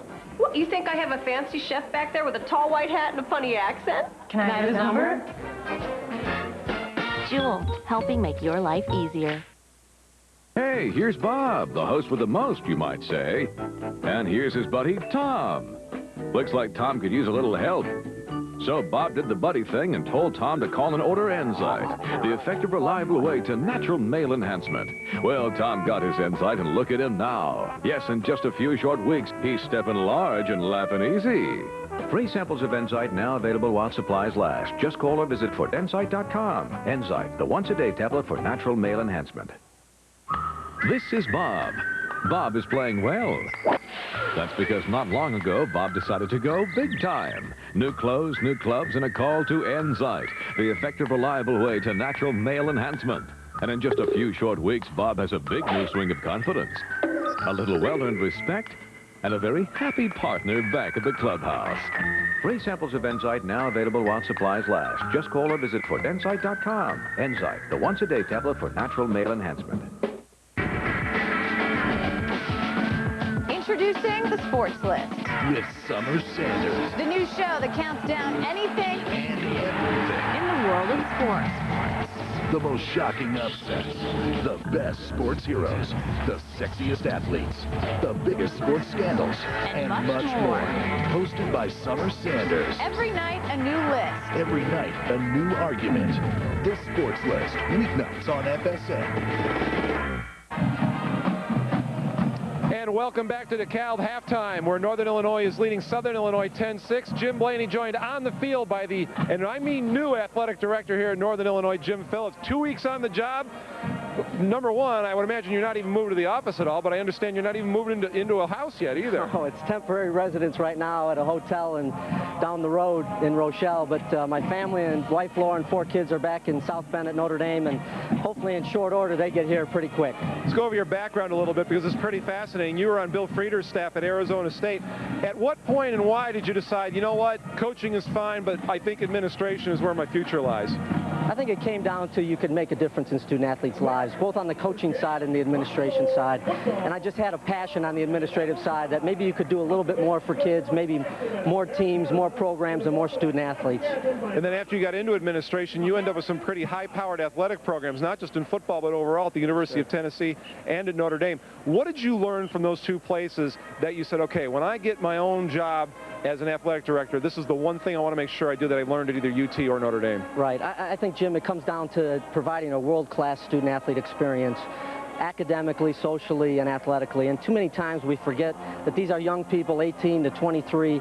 These are years in their lives where they're monumental and set the foundation for long careers. And the academic part and the social part is very much part of my mantra. The athletic part will take care of itself. You hire good coaches and you let them coach, they'll get a great athletic experience. But the world-class academic and social experience is what Notre Dame, Tennessee, Arizona State, the University of Illinois, I think I picked up at each of those spots. And I should have mentioned at your undergrad work at U of I, and that's why you mentioned the Fighting Illini.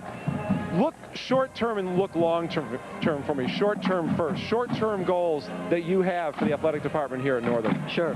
The next 30 minutes is to have more points than the Salukis. That's short-term. That's a really short-term. But what I want to get my hands on is that student-athlete experience. How are our kids doing in the classroom? How are they doing socially? Are we doing community service work? Are we making a difference in the community? The athletic part of it, as I said, I think it'll take care of itself. More long-term, I think it's about resource acquisition. Any good business practice, if you provide good people with resources financially or facilities, they'll do great things. And I want to get my hands around that here at Northern. So much of athletics in Division I now is about marketing and is about getting your alumni involved. Not only is Northern located very close to the Chicago area, the #3 market in the country, but you also have 150,000 Northern alums that are right nearby. What are you going to do to try to get them even more involved than they already are? I think it's a grassroots approach. You got to start in DeKalb and work your way out, and you're way up on your stats, because that's one of the things that really interests me about coming to Northern. 150,000 alums within an hour drive of your campus. There's not a lot of institutions that can state that. So reaching out, bringing those people back, we got to get the alums back. This was their home for 4 or 5 years, and they need to remember that, and we got to try and drive them back this way. Well, Jim, thanks for hosting us today. You've been a wonderful host, and we've seen a good first half.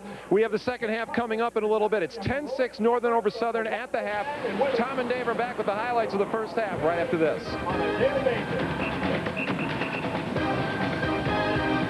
Fans, when you enter the Village Commons bookstore, you're entering Husky territory. VCB is the official site for NIU athletics, featuring the new NIU logo on a wide range of hats, t-shirts, shorts, sweats, and NIU logo gifts and accessories. Whether you're a student, graduate, or a fan of NIU athletics, the Village Commons bookstore is your Husky headquarters. Visit us in DeKalb or call us toll-free 800-700-4868 or on the web at www.vcbs.com.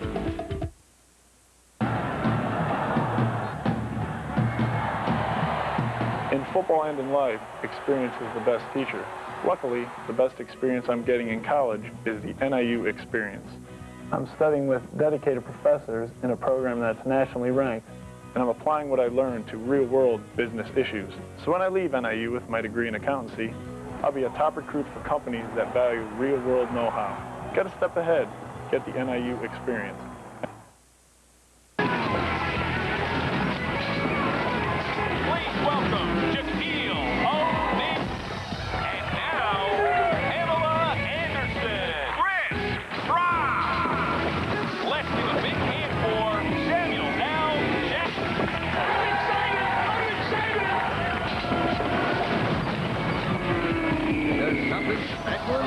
The best damn sports show, period. Weeknights on FSN. Easy savings to your entryway and don't pay till spring. Now at Menards. Choose from this Vista Full View Storm and Screen Door by Larson with interchangeable glass and screen, or with self-storing glass and screen for just $159 each.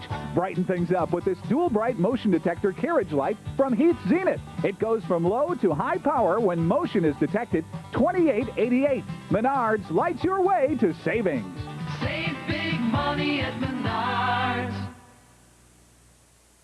My cable company's acting different, and frankly, it's freaking me out. Call us if you have any questions. Lately, they've been using these new words like yes, and they're on time, and they're friendly. I mean, who does that? Suddenly, my TV cable is supercharging my computer internet, and my computer is acting more like a TV. Bam, it's right there. That's not right. It's giving me the willies. That was then. This is Comcast. Welcome back to a college football Saturday on Fox Sports Net. I'm David Kaplan alongside former Chicago Bears superstar wide receiver. I said that the way you wrote. Yeah, I was going to say that may be a bit of an exaggeration, but we'll go with it. It is 10-6, Northern over Southern in what we call the Civil War, North versus South. Really good college football game going. And Tommy, as you look at the first half action, the quarterbacks got their sea legs under them a little bit late, but it looks like it could lead to some offense in the second half. Yeah, Phil Horvath came out out, couldn't really find any rhythm, and late in the second quarter, I think he did. He had a nice touchdown pass to Garrett Wolf. He had a couple of completions to Dan Sheldon. Overall, though, I think both coaches have to be disappointed in their passing games. On the ground, A.J. Harris has done an outstanding job. Wolf has done an outstanding job, both for Northern. They've run the ball collectively for over 100 yards. And on the other side, a group of 3 tailbacks that we talked about at the top of the broadcast for Southern that were very explosive, very talented. They've been held to less than 100 yards in the first half. So defensively, I think Joe Novak's got to be very happy with the way his defense has shut down the running attack of the Salukis. And those 3 tailbacks for Southern, all very different. You have the big back, you have the jet quick back, and then you have the all-purpose back. Yeah, and I think Northern has come out and said, hey, listen, we're going to shut these guys down and force them to beat us through the air. And so far, Southern hasn't been able to do it. Their passing game has been just as dismal as Northern was early on. They're just 5 of 10 for less than 50 yards through the air. So I think the same game plan is going to hold true for Northern. Try to shut down that Saluki running attack and force Southern to try to go through the air, and I'm not so sure they can do that. But again, Southern's got to be happy, trailing by just 4 points. They come here, it's the home opener for Northern. They're taking a step up in class, and Jerry Kill's got to be happy with the performance of his team so far. All right, let's go to some of the first half highlights. There was some interesting action. SIU gets on the board first. A 52-yard field goal from Mr. Coffin, and that looked like it was good from 60. Then NIU puts a big hit and comes up with a fumble recovery. And then they kick a field goal that would tie the game at 3. It's a pillow fight at this point, 3-3 tie, but as I said a little bit earlier, you try to get Horvath some rhythm with his receivers. Dan Sheldon makes a great catch defensively. You see the beast reading the run, making a quality tackle, and stopping a 3rd and short conversion. And just a little wheel route by Garrett Wolf. Gets outside, gets behind the defender, and Phil Horvath throws a great ball and a great effort by Wolf. Gets into the end zone and builds a little bit of momentum. Defensively, you know, it's a great catch by the Southern wide receiver, but Hansbrough plays great solid corner defense. And as we said earlier, the special teams battle goes to Southern, and you're stuck with a 10-6 lead for Northern at the moment. Right, take a look at some of the statistics. Northern, Southern, really no wide disparity. When you look at first down, you get to rushing yards, Northern's piled up a bit more. I think they'll stick with the running game as well. As I said earlier, the surprise is that Southern has had very little success running the football, but Jerry Kill's going to be patient. That's what they do best, and I assume that they'll give the ball, continue to give the ball to Brandon Jacobson, to Terry Jackson, and the rest of the group, and I think that Southern's going to live or die through the running game. All right, now let's go down to the field. Jim Blaney's with Joe Novak. All right, thank you very much. And Joe, before we talk about the game a little bit, I mean, you have to look at the stadium, and you have to be pretty happy with the welcome you guys get after the game in Maryland. Your fans have filled this place for you. They've been great, Jim, the last couple of years. Couldn't be better. The game, it's a slugfest. You guys got about a 5-minute period of the game where you got to turn over, were able to cash in, and so far that's been the difference. Yeah, it has been. A lot of good defense, I think, out there. Poor offense or a combination, but they're a good football team. It's a good matchup. What do you tell a guy like Phil? Obviously, he struggled a little bit early, made a couple of big plays, made a great throw on the touchdown. Yeah, he did that first half last week, too. He just needs to settle down, have confidence. Doesn't have the weight of the world on his shoulders. Just got to relax and play. Joe, good luck in the second half. Thanks for your time. Well, Northern has 30 minutes to go. They have the lead right now. We'll see if they have it when the second half is over. We're back with the second half kickoff right after this timeout. It's Northern 10, Southern 6 in DeKalb. Well, it's back for more in 2004. Take the short trip to DeKalb to catch head coach Joe Novak's Huskies as they make their bid for a Mid-American Conference Championship. You can't beat the game day atmosphere at Husky Stadium, and you can't beat the price of a Husky football ticket. Just $17 for single game tickets. Season ticket packages start at just $60. To order your Northern Illinois University football tickets, contact your nearest Ticketmaster outlet or go online at niuhuskies.com. Only one thing can generate excitement like a Volvo. Hi, I'm Paul Caputo, and I'm Curtis Walker from Volvo Oak Park, wishing the Cubs all the best in the race to the playoffs. Cubs baseball on FSN Chicago is brought to you by Volvo of Oak Park, 260 West Madison in Oak Park. Soul Plane Chauffeur. Now on DVD. The party is non-stop. We're gonna have me some fun on this plane. We're gonna party like it's your birthday. Soul Plane. Get the unrated DVD today. You wanna say something? You wanna say something? Totally NASCAR. The only source that keeps the racing fan in tune with what's happening on and around the track.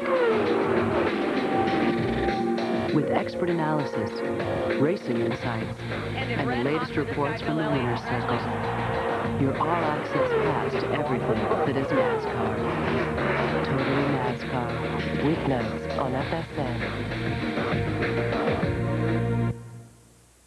Hey, here's Bob, the host with the most, you might say. And here's his buddy, Tom. Looks like Tom could use a little help. So Bob did the buddy thing and told Tom to call and order Enzyte, the effective, reliable way to natural male enhancement. Well, Tom got his Enzyte, and look at him now. Yes, in just a few short weeks, he's stepping large and laughing easy. Free samples of Enzyte now available while supplies last. Just call or visit enzyte.com. Enzyte, the once-a-day tablet for natural male enhancement. This is Bob. Bob is playing well. That's because not long ago, Bob decided to go big time. New clothes, new clubs, and a call to Enzyte, the effective, reliable way to natural male enhancement. And in just a few short weeks, Bob has a big new swing of confidence, a little well-earned respect, and a very happy partner back at the clubhouse. Free samples of Enzyte now available while supplies last. Just call or visit enzyte.com. Enzyte, the once-a-day tablet for natural male enhancement.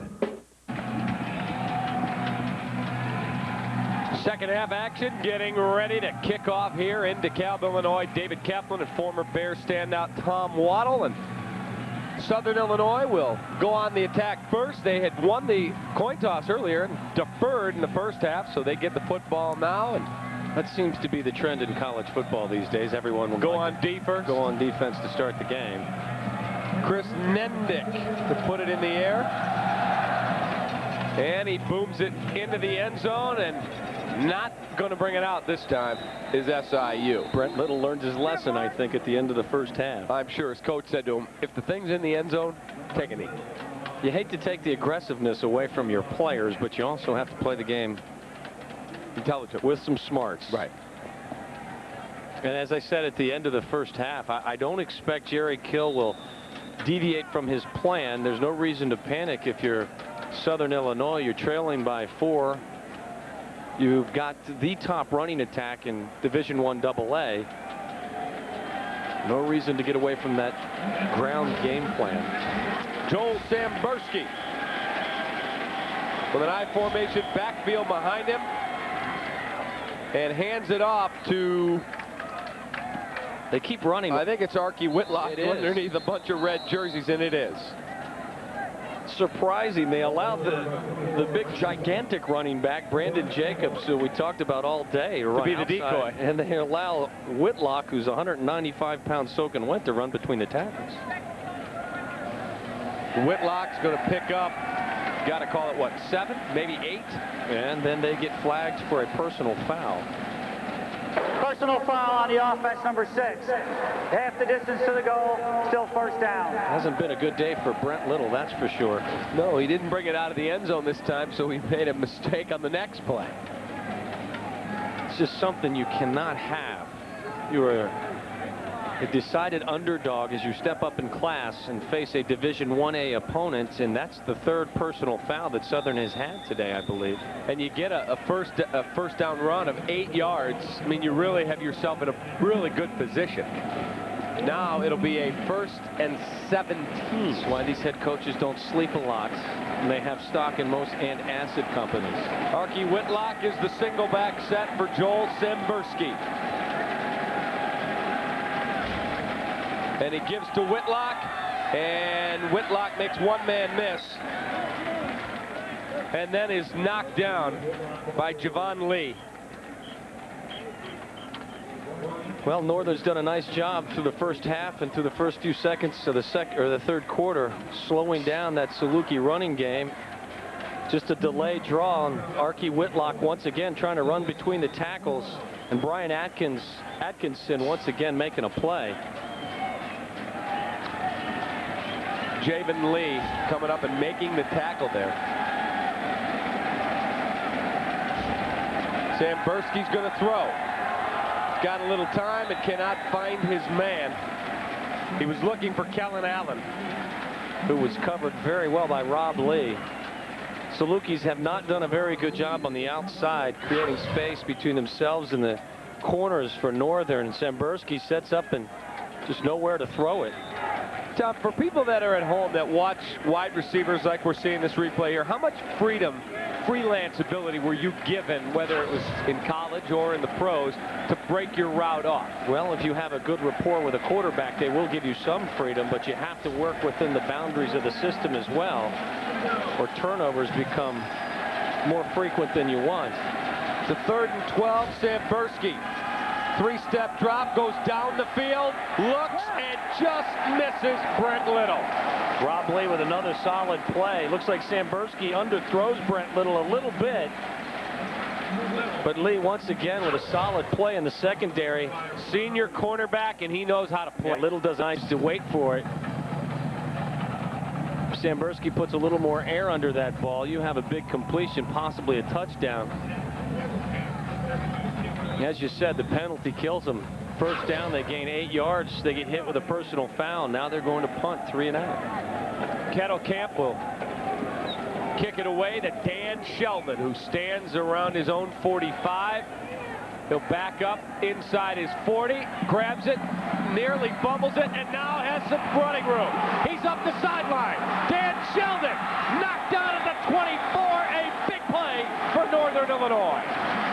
Tells you a lot about Dan Sheldon, too, because he could have run out of bounds and saved himself the tackle, but decides to cut it back, gets a few extra yards.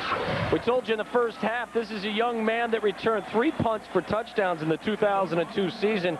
Got a good burst, got a good seam, and right there, he's just out running guys. A little shameful to be brought down by the punter. He'll hear about it from his teammates. But we'll cut him a break.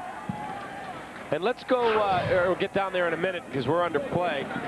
Phil Horvath hits A.J. Harris, and that will pick up a good 6 or 7 yards. Now down to the field to Jim Blaney. David, you talk about timely information. I'm with Cadet Moyers, where he's going to tell us about the weapon malfunction down here. What happened? There was a slight problem with the firing pin. A little bit of sand and dirt had gotten around the firing pin and caused some corrosion. So we removed the firing pin, cleaned it up, oiled it up, and fired just fine. And obviously, looks like we might have a chance to fire it here in a minute. Well, let's get it back to Dave and Tom. They may need it, so I'll go back to you guys. And Jim, at least you went and got one of the guys in the beret, the guy that we trusted.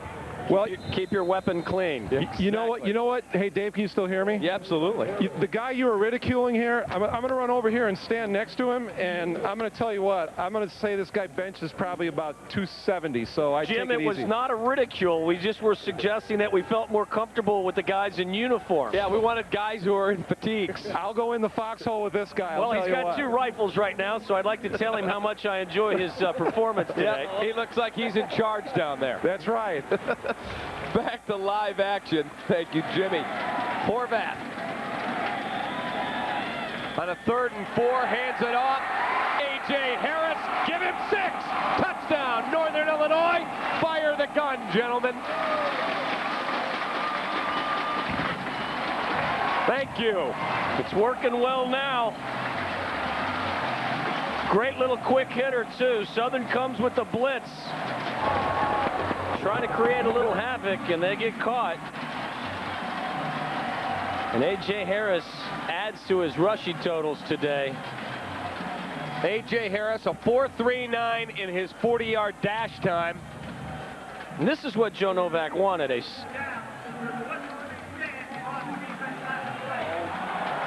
Wow, an inadvertent whistle. Wow, they're going to take the touchdown off the board. Now, do you get the shell back from the cannon, too, or what? Jim Blaney's going to get it right now. You talk about.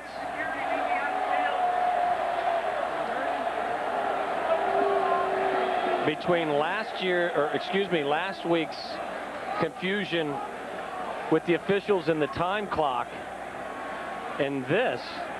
Now, the official has just said, will security meet me on the field? And he said over the referee's mic, there was an inadvertent whistle from the stands, which caused the defense to stop playing, and that's why he takes the touchdown away. You're going to have to search about 24,000 people for whistles. This may take some time. But once again, just a horrible break for Northern.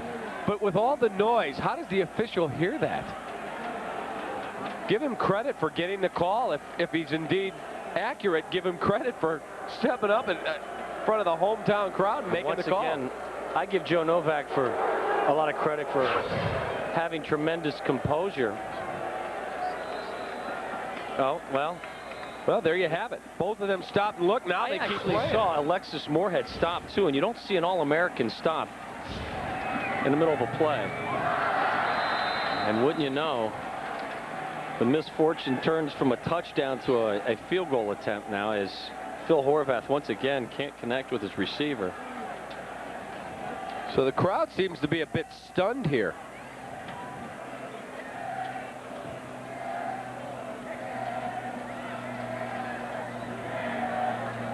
Confusion is still. So if you're wondering what happened, they take the touchdown off the board, and the Huskies will try a field goal of 35 yards. Nendick's kick is up, and it is perfect. Huskies extend their lead, 13-6. We will take a break. The gun's working perfectly. We hear them fire it. We're back after this on Fox Sports Net. Beef makes a butter burger better.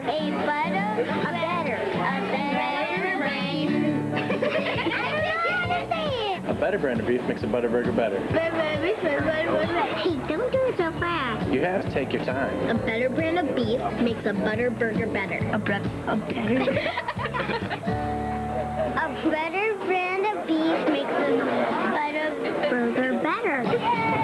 Culver's, America's favorites made fresh.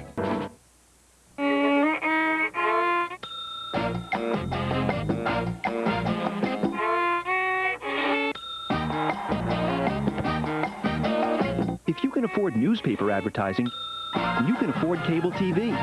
Comcast Spotlight can make it happen. And with Comcast Spotlight, you can precisely target the customers you want to reach. So why settle for this when you can have this? For more information, call your local Comcast Spotlight office. Hey, Husky fans, Friday, September 24th is going to be a great night here in DeKalb. All fans are encouraged to wear red to show your support of the Huskies on national TV. There'll be free Thunder Sticks for the first 10,000 fans, sponsored by TCF Bank. No whistles. Fireworks show at halftime. No whistles will be given. Exactly right.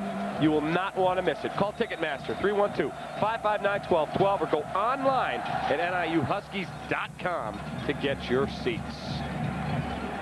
Brent Little says, this one's a little bit deeper. I'm going to stay right here. SIU back on the attack, trailing by 7. And they'll be at their own 20-yard line with 12:29 left, third quarter here in DeKalb. Another one of those long scoring drives. I believe Northern had a 4-play, 3-yard scoring drive in the first half. This one's 4 plays, 6 yards. Ultimately, all that counts is that you get some points.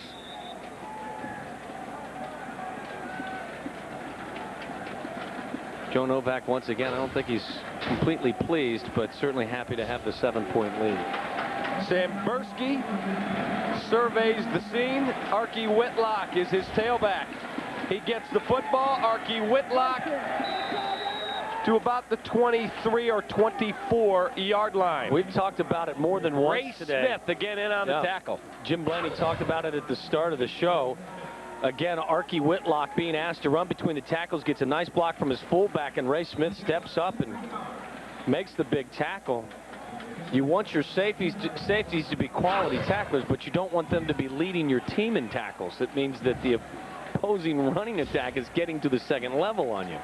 Not good. Whitlock again, the tail of the tandem for Joel Sambursky and SIU.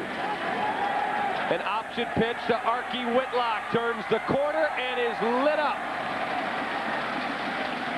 Knocked down at the 25-yard line, Lionel Hickenbottom. And did you know, Tom Waddle, that Lionel Hickenbottom is the DJ here on the campus internet radio station? His nickname is Boogie because of his dancing prowess. That's good for Lionel. I'd like to see him make plays like this as opposed to spinning the discs. And I'm sure Joe Novak would agree. A very accomplished free safety. Tom Waddle's hairpiece getting some work here today at Northern Illinois. Sambursky under heavy pressure. Completes the pass, but it's going to be short, far short of a first down. Southern now 0 for 7 on third downs today. Was that Ray Smith again in on the tackle? Ray Smith making people stand up and take notice. Just a great play. Great one-on-one tackle. Jason Hawkins put some pressure on Sambursky. But again, Northern stopped Southern on third down. Akil Grant was the the strong safety, a very good player for Joe Novak last year, and Ray Smith has stepped up and filled his spot very well so far. Dan Sheldon stands at his own 30. Zach Kettlecamp again. Heavy rush, gets it away. Sheldon fumbles the football. And Northern Illinois has recovered. Tom, that's one you got a fair catch. Yeah. He's a young man that's a bit of a daredevil, but he's a daredevil. But he just returned a punt for 40 or 50 yards, and sometimes you feel invincible. Did he get enough room? No, he had enough room. You just have to bring it in. Boy, I tell you what, I'd love to see that one more time. I don't think he's got 2 yards there. Let's say a judgment call by the official.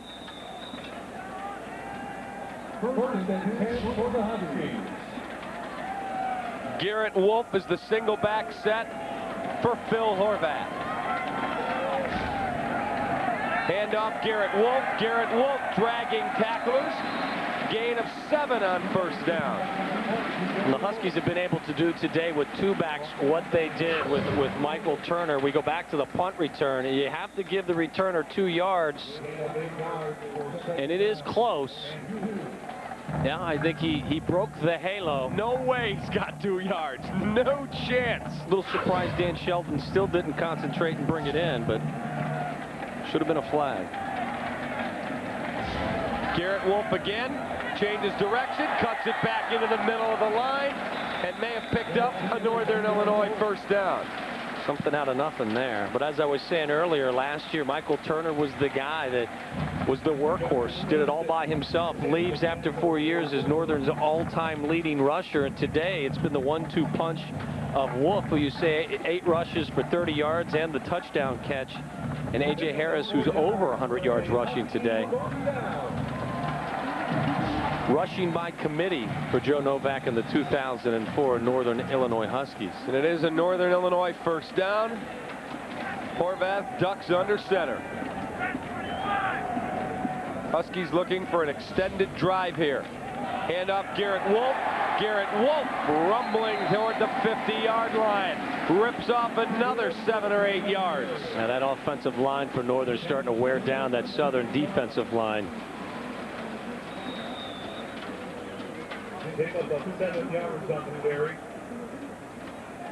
Northern seems to be finding a little bit of rhythm in that running game. The right side, Ebenhock, Jake Verstrady, creating some space for Garrett Wolf.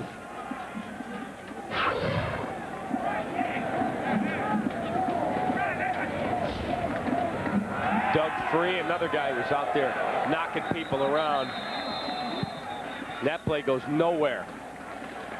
To the well once too many times, possibly. Royal Whitaker stepped up and whacked Garrett Wolf. Once again, Phil Horvath, 3rd and short, where you want to be with a young, inexperienced quarterback.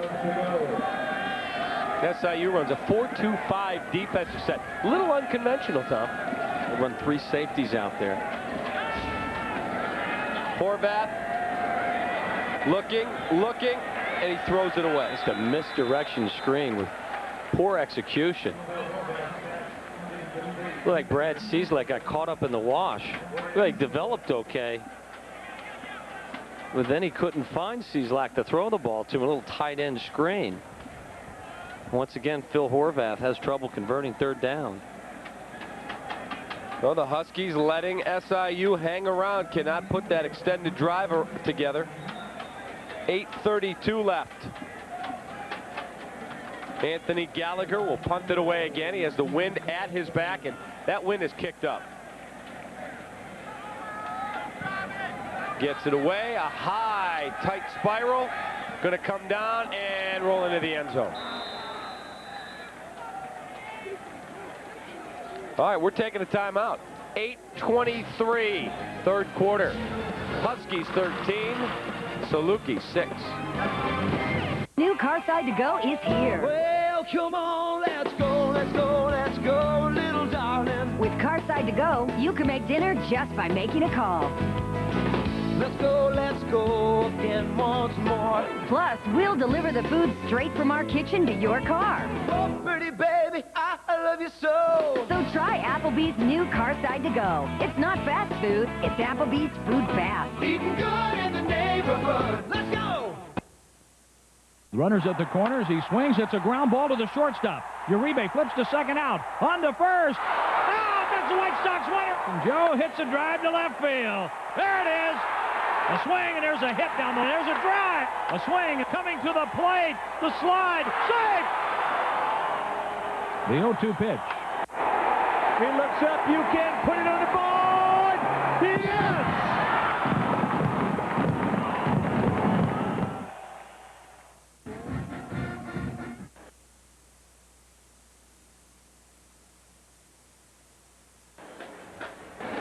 Fox Sports Net coverage of Northern Illinois Husky football is brought to you by U.S. Cellular.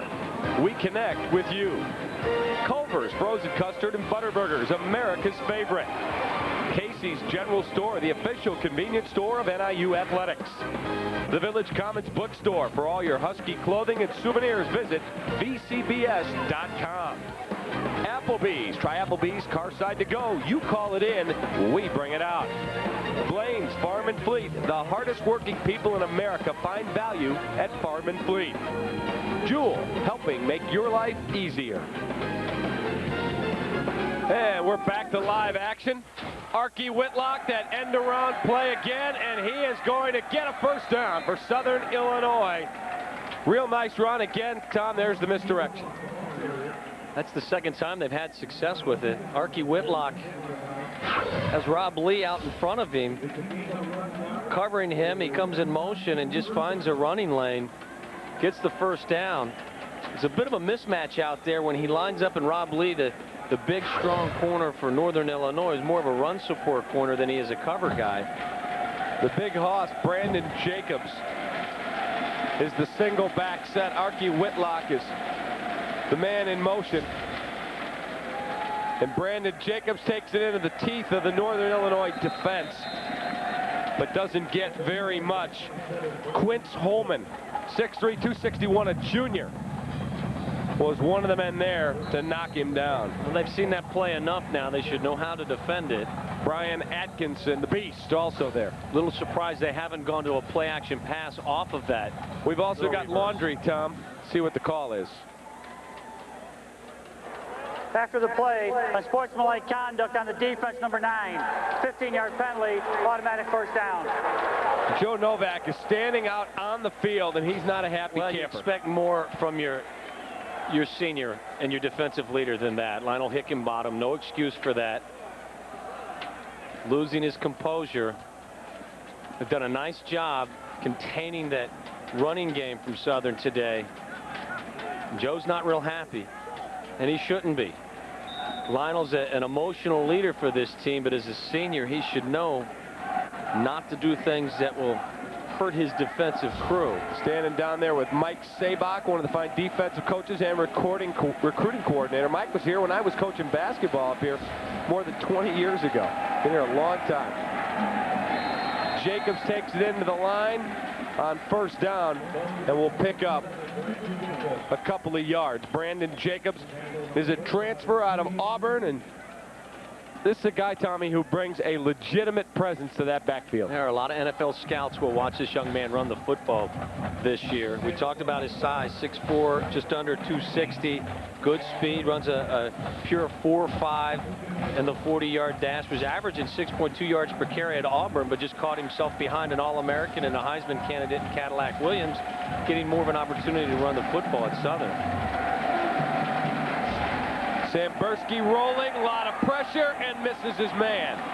He was looking for Archie Whitlock.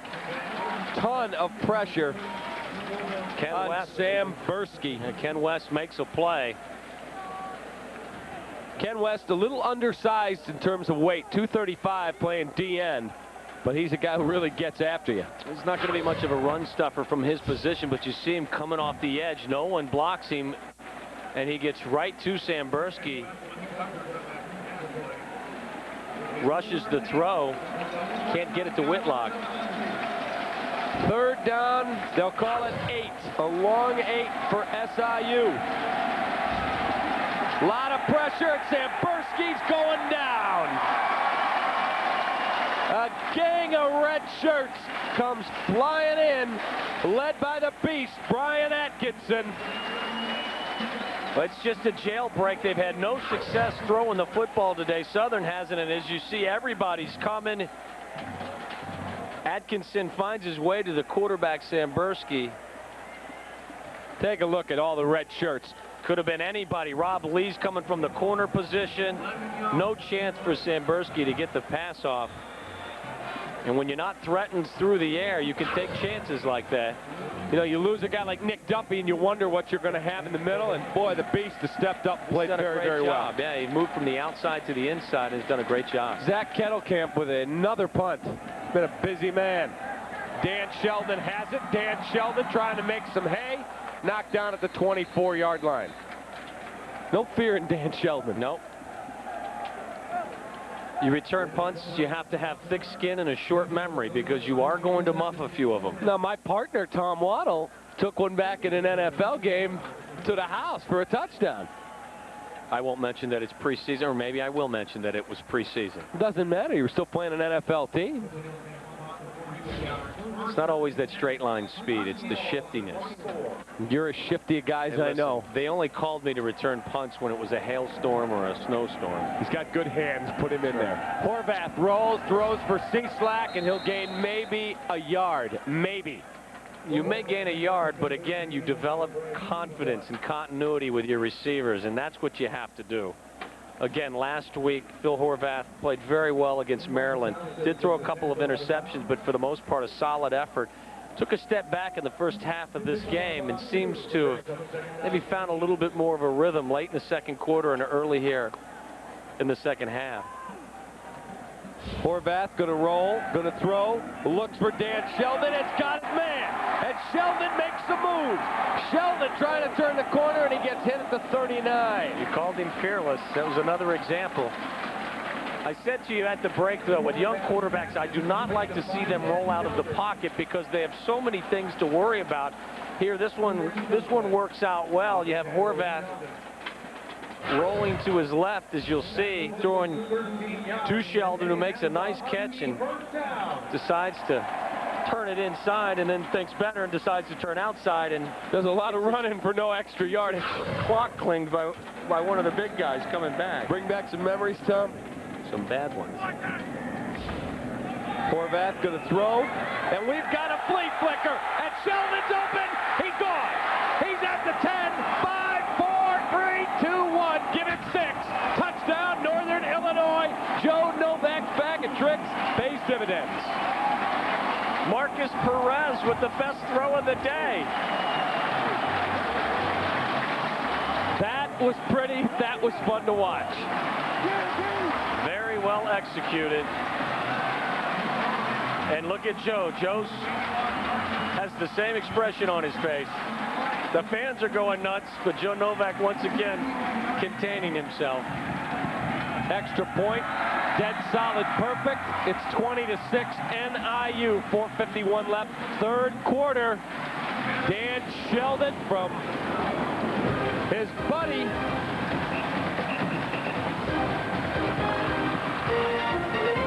Woke it up. Who? Him. 5:30, 6:30, whatever you say. Right on the money. That would be excellent. Absolutely.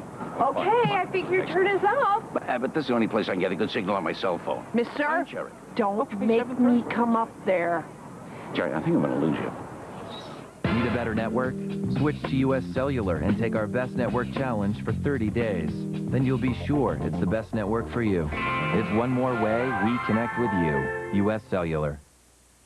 Well, it's back for more in 2004. Take the short trip to DeKalb to catch head coach Joe Novak's Huskies as they make their bid for a Mid-American Conference championship. You can't beat the game day atmosphere at Husky Stadium, and you can't beat the price of a Husky football ticket. Just $17 for single game tickets. Season ticket packages start at just $60. To order your Northern Illinois University football tickets, contact your nearest Ticketmaster outlet or go online at niuhuskies.com.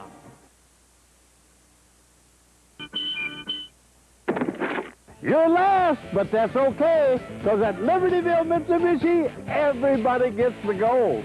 It's our best-backed cars in the world event. Great deals. And what else, Bob? Plus, get a 5-year, 60,000-mile bumper-to-bumper warranty, plus 3 years, 45,000 miles of free maintenance and more. There's only one, Bob Rohrman. Bob Rohrman's Libertyville, Mitsubishi, on Milwaukee Avenue, Libertyville. Tom, have you ever been this wide open and dropped it? It is the hardest catch in all of football, but I can thankfully say no. It's just a well-executed play, a bubble screen that turns into a flea flicker. Marcus Perez, a true freshman, throws it to Dan Sheldon, who's all alone. Those are the ones that do tighten your stomach up a little bit. But again, as I say, you see the bubble screen. Yemi Akisanya decides to come after Perez, thinking it was going to be a screen, and Dan Sheldon runs untouched into the end zone. Now they've gotten themselves a little breathing room here. 3 plays, 76 yards, and the best thrown ball of the day comes from a true freshman. Marcus Perez, 5'10", 170. And the ironic thing is, Sam Hurd, Chatone Power suspended for a game. They're not playing today. He probably would not have been in that situation. Stepping up with your opportunities. Making the most of your opportunities. That young freshman grew up awful quick today. Son, we need you to throw a TD pass. And he gets it done. Nendick's kick, high driving, and this one will be unreturnable, it appears, as well. Little takes the knee. This is when doubt starts to creep into your heads if you're the Southern Illinois Salukis. The broadcast rights for this event have been granted to Fox Sports Net by Northern Illinois University. Any reproduction or rebroadcast without the express written consent of Fox Sports Net and NIU is strictly prohibited.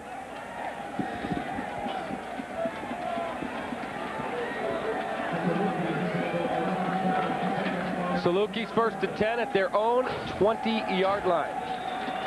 4:51 left, third quarter. David Kaplan and Tom Waddle in DeKalb, Illinois. Sambursky's going to throw, and he looks for a big play down the field, and he's got his man. Beautiful. Brent Little with a really fine catch. Coverage is good once again by Adriel Hansbrough. Well-thrown ball. And Brent Little comes down with a tremendous catch. Little bump and run. Brent Little shakes him at the line of scrimmage. And Hansbrough's there. Just makes a catch. Good throw, giving his receiver an opportunity to make a play. That's the combination that Northern was concerned about today. Sambursky hands it off. Archie Whitlock. Archie Whitlock into the secondary, and he's knocked down at the 36. It's amazing how the running game starts to open up if you're threatened by the passing game. They were one-dimensional in the first half, Southern was. Sambursky completes a big pass, and then they come back with a little draw. You know what? Whitlock's a tough kid for a little guy compared to the size of a couple of his backfield mates. Well, we talked about you got Jacobs at 260, Jackson at 5'11", 198, and Whitlock 5'9". He's a tough kid. And here's Whitlock again. Whitlock, we've got flags flying, yellow laundry. It looks like a hold. It looks like a hold, and I think, or a clip. Somebody nailed. Was it Rob Lee who got hit? I think it was Rob Lee that got caught. Corey Payne from Southern, I believe, is going to get hit with a clip or an illegal block on Rob Lee, who gets up a little slow. But once again, Southern hurting themselves, committing penalties. Holding on the offense, number 22. 10-yard penalty. Repeat, first down. Jerry Kill not real happy. Now let's see if we can catch it again. There's Sambursky. There's the handoff. Whitlock does a nice job bouncing this to the outside, and you'll see right there, Corey Payne grabs a hold of Rob Lee. Does a little more than blocking. Grabbed him and threw him down.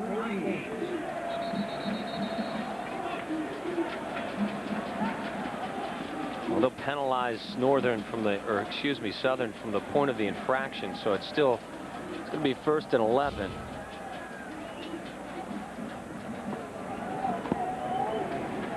Wouldn't want to be in the meeting rooms tomorrow evening watching films. No, the coach will not be happy. No. I wouldn't want to be on the bus watching the tape headed back.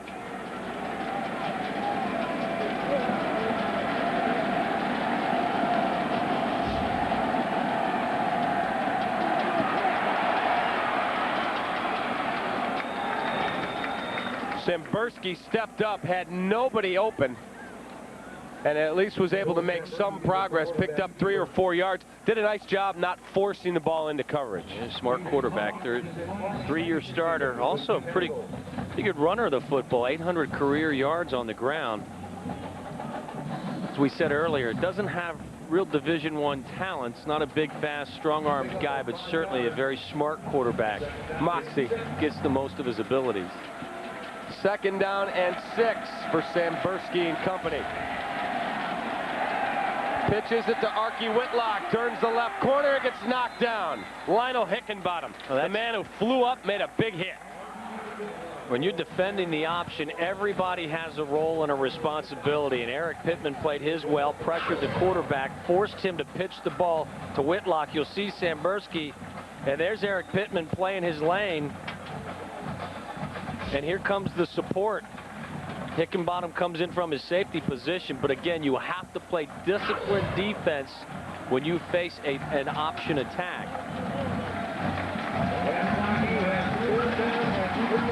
3rd down and 3 for SIU. 2:45 and counting, 3rd quarter. And it's going to be real close to a 1st down. We'll see if he got it. He's not going to get it. 4th down. Once again, I'm just surprised. Terry Jackson. Brandon Jacobs is 260 pounds. Surprised he's not your tailback in the eye. Again, they try to attack the middle of the Northern defense. They get good pressure. Yep, you see that knee hit down. It's not where he bounces to. Look at Jerry Kill, who's done a real nice job at building that program. When he took the job, we were talking with some Southern people, and they said, a lot of people said, I wouldn't want to coach there. The thing's buried. And in just a couple short years, he turns it completely around. And now this year, they're the #1 ranked team in 1AA football. A 5- or 6-year plan quickly became a 2- or 3-year plan. Hey, Husky fans, Friday, September 24th is going to be a great night here in DeKalb. All fans are encouraged to wear red to show your support of the Huskies on national TV. There will be free thunder sticks for the first 10,000 fans, sponsored by TCF Bank, and a fireworks show at halftime. You'll not want to miss a great night in DeKalb. Call Ticketmaster 312-559-1212 or go online at NIUHuskies.com for tickets. This is a good opportunity for Jerry Kill to show some confidence in his offense and let them go for this on 4th and 1. Southern's a team with nothing to lose and everything to gain here. They step up in class. They're trailing by 14. I think you'll see Southern go for it here on 4th and 1. You and I will be back here a little bit later down the road. We'll be here for a couple more ball games. There's the upcoming schedule. Iowa State, then BG, Bowling Green, Akron. I believe we'll be doing the Akron game, won't we? Yep, and we'll be at the Central Michigan game as well. They can't get enough of us, can they? They cannot. Baseball score of note, the Cubs victorious today. Houston and the Giants both losing. The Cubs all alone in front in the wild card race.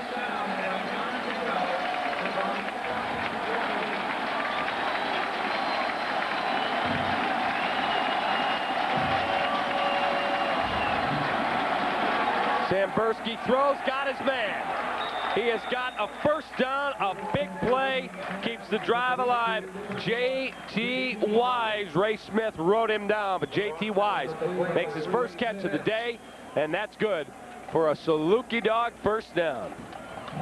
Well executed play. They just fake the off tackle run on 4th and short. Sambursky gets pressured but finds a way to connect with his fullback. Just a little pick route. You see the wide receiver come in and try to get in the way of the linebacker that was covering.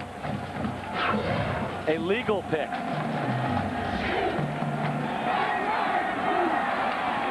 And they go back to their ground attack. Terry Jackson, the Minnesota transfer, smashes inside for a gain of 4. Now Northern's got to stiffen their spine right here and keep Southern out of the end zone. They'll call it a 5-yard gain, bringing up a 2nd and 5 as the clock ticks inside 130. Down toward 120. Third quarter, 20-6 Northern Illinois. Sambursky barks out the signals. Hands it off again. And the pile moves towards that, call it the 12-yard line again. Terry Jackson, the ball carrier. Looked like he had a hole bouncing outside. He decided to keep his head down and run up the back of his center and guard. It's tough sledding when you get inside the other team's red zone. As you see right there, he's got an alley on the outside. It looks to be sealed. Jackson had his head down and decided to take it up the middle. A little better vision. That'd been a big play.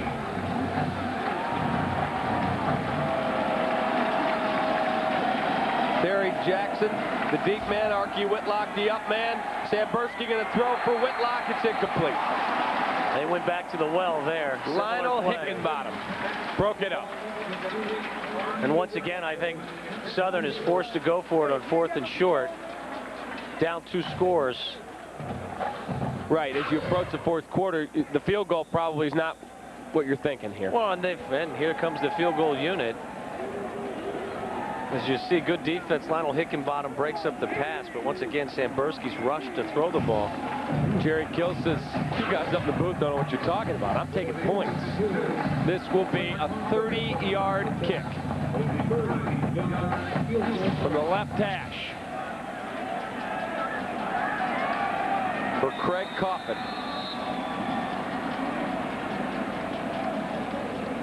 Delay game on the 5-yard penalty, still 4th down. Wow, that gives you a delay of game, a mistake you just don't want when you're kicking into it. If you look at the American flag blowing in the south end zone, that wind has kicked up a little bit, Tom. Well, Craig Coffin has been their most consistent performer today. So now from the 25, add the 10, a 35-yard kick, and it is up, and it is perfect.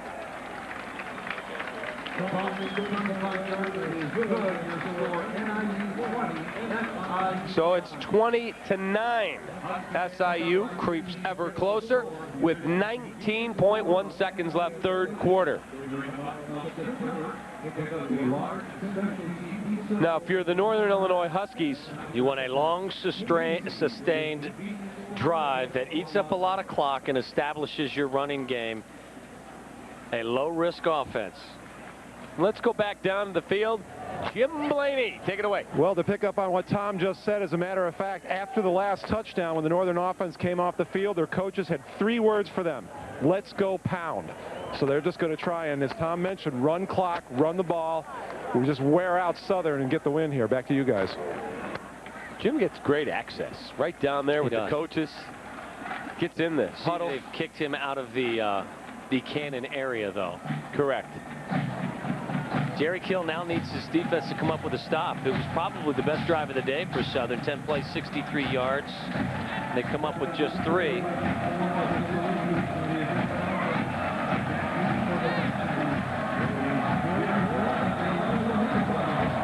Garrett Wolf and Dan Sheldon, the deep men. That deep win, there's the high pooch kick. Dan Sheldon's got it. Dan Sheldon trying to make some hay. And Dan Sheldon breaks free. And he is knocked down at the 45-yard line. He's just a great little football player. He is. He's just a tough, hard-nosed kid who knows how to play. 5'10", 180 pounds, has a little bit of speed, he's got a burst, but just loves to play the game. Very disciplined, takes some chances. And just a tough-nosed kid. He just breaks tackles. Just keeps driving. And squirts through all the way to the 45-yard line. Certainly a high-energy, effort-type player. A.J. Harris is your deep man. Horvath's going to throw, and he's throwing downfield, and he's got it there. A big gainer for a first down all the way to the 11-yard line. Marcus Perez with a huge afternoon. And if you're a Husky fan, you're thankful that Joe Novak is not hooked into my headset. I was expecting them to grind it out and possibly Phil Horvath's best throw of the day. Right on the numbers. Marcus Perez with a touchdown pass and with a big reception. Just over 2 seconds left. They will go to the ground this time. A.J. Harris will bring us to the end of quarter number 3 with the Huskies knocking on the door. They sit at the 8, maybe the 9-yard line. When we come back, we'll have the fourth quarter. It's 20-9. Northern Illinois over Southern Illinois. We'll be right back. Stick around. Should be a good ending.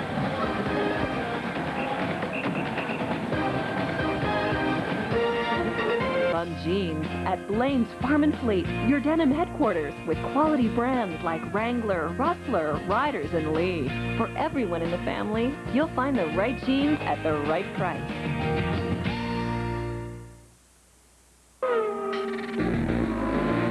Totally NASCAR, the only source that keeps the racing fan in tune with what's happening on and around the track. With expert analysis, racing insights, and the latest reports from the winner's circle. Your all-access pass to everything that is NASCAR. Totally NASCAR. Weeknights on FSN. Once and for all, the greatest is about to leave his mark. It's the Poker Superstars Invitational.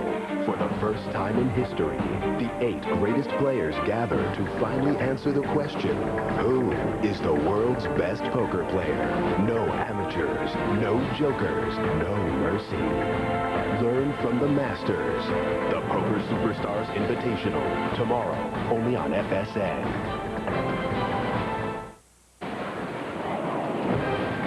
Sportsnet coverage of Husky football brought to you by TCF Bank. Open 7 days.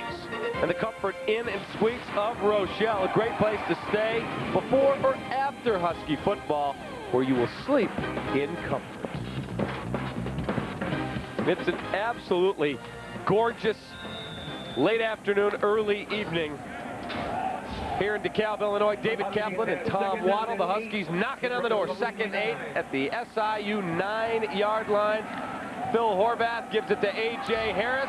He tries to turn the corner, and that is just, Tommy, a flat-out great play defensively by Alexis Moreland. It took me 3/4 of football to call him by the right name, but Alexis Moreland is a Division I All-American, or Division I AA All-American, as we said earlier. The leader of this defense. Good speed, good awareness. Does a nice job stringing that play out. 3rd and 7, Northern, they can punch this into the end zone. They put Southern in a position of having to come from behind and throw the football, something that is not their specialty. Perez and Sheldon set up wide right. Horvath lobs and overthrows his man. Perez had a step. Horvath missed him. So that will mean Chris Nendick will come on and try and make it 23-9. He'll kick this one from the 15-yard line, left hash. You see Marcus Perez running a little corner route and actually gets tripped up a little by the defender covering Dan Sheldon, and again he's wide open. Snap, kick, and it is perfect.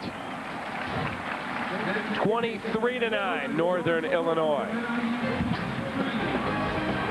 The cannon fires, the Huskies score. We'll be right back. New Carside to Go is here. Well, come on, let's go, let's go, let's go, little darling. With Carside to Go, you can make dinner just by making a call.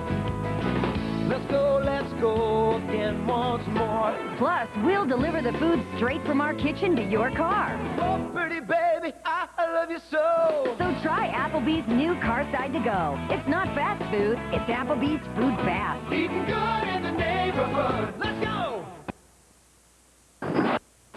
Debt Stopper's legal network wants you to know about credit and debt. Layoff, divorce, unexpected medical bills, outrageous credit card rates, and the continued bad economy have forced millions of Americans into debt. Is declaring bankruptcy wrong?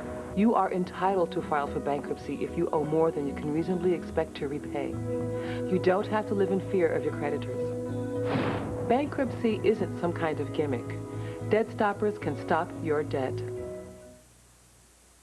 I love to run, and it's not a problem. The hair goes with me when I run. I would always wear a hat, even in the pool. My tennis game has improved. I don't know, it just feels like I'm always acing the guy. Hello, I'm Dr. John Parker. Hair loss is an all too common problem, but finally there's good news. The Parker solution to hair loss? No. I just saved a bunch of money on my car insurance by switching to Geico. Geico. 15 minutes could save you 15% or more on car insurance. We're back in DeKalb, Illinois. It's Brigham Field at Husky Stadium. David Kaplan and Tom Waddle and great Fox Sports Net crew. Bob Albrecht and DT, Dave Turner down there in the truck making everything happen. 14-13 to go. Nendick will kick it off after banging through a 25-yard field goal. This one will come down just short of the goal line to Brent Little. He'll bring it out. Brent Little has a little running room. Brent Little is knocked down at the 36-yard line. Nendick, I think, was the guy that got involved in the tackle, Tommy. With Southern trailing by 14, they have to start thinking about airing it out a little bit, and that's not what Coach Jerry Kill wants to do. His quarterback, Joel Samberski's just 8 of 18 with 103 yards through the air. As you see Brent Little giving the Salukis good field position. Nendick did a real nice job tripping him up. We've seen both top returners for either club knocked down by either the punter or the kicker. It's not a pleasant day in the film room as a return man when you have to sit with your teammates and watch on the screen a kicker bring you down.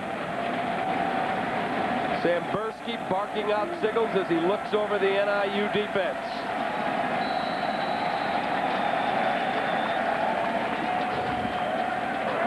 Delaying game on the offense. 5-yard penalty, still first down. Please, somebody explain to me how you have a delay of game penalty after a kickoff. That tells me your offense, as you see the numbers in Joel Samberski, isn't real comfortable with the plan.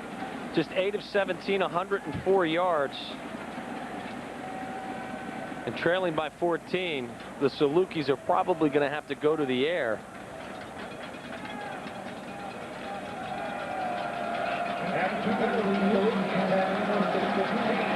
First and 15. They're going to run the football with the big man. Brandon Jacobs, the ball carrier. I have to tell you, I'm still puzzled as to why he's in the backfield dotting the I on 1st and 15, yet he's on the sideline on 3rd and 4th and 1. There's Rob Lee. They taped him up after, remember, the penalty on the hold. He came up very gimpy, and he went off the sidelines. They have retaped that left foot right over the shoe because you don't take the shoe off. If you take it off, the swelling really happens. Correct, Tom? Thank you, Dr. Kaplan. Yes. There you go. Samberski dumps it out. The big man has it, and he's got a first down, and he is dragged down by the beach, Brian Atkinson. But Brandon Jacobs. Well, Brandon Jacobs makes a great play, but the better play's made by Joel Samberski, just fielding the snap. Just throws a left paw out and grabs it from the shotgun position, finds his running back, but... And then fires a strike. Yeah. And Atkinson finally drags big Brandon Jacobs to the ground. It's a first down, SIU just short of midfield.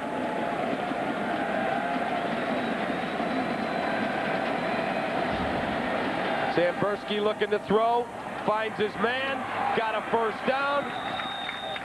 Deep in Northern Territory near the 30-yard line.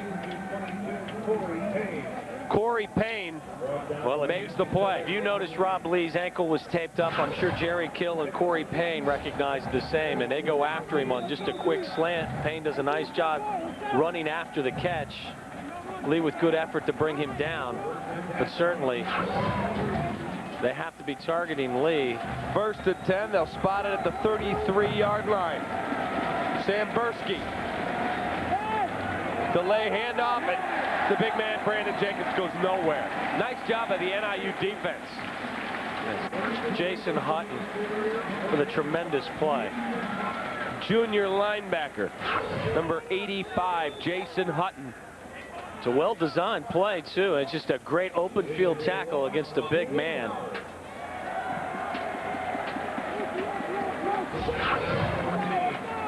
Pumped up. That was a heck of a play. Fight off a block and then make the play.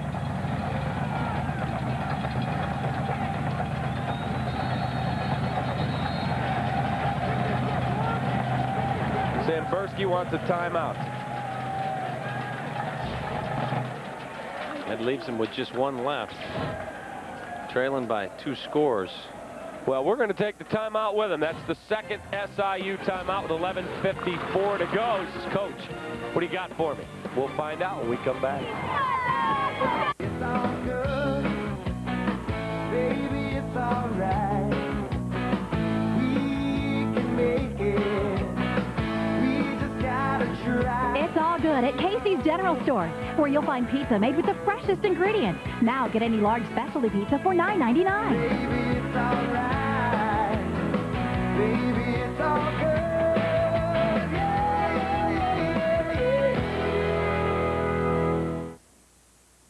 Something can generate excitement like a Volvo. Hi, I'm Joe Cavalier from Fields Volvo. From one winning team to another, we'd like to wish the Cubs all the best in the race to the playoffs. Cubs baseball on FSN Chicago is brought to you by Fields Volvo, 1121 South Milwaukee Avenue in Libertyville.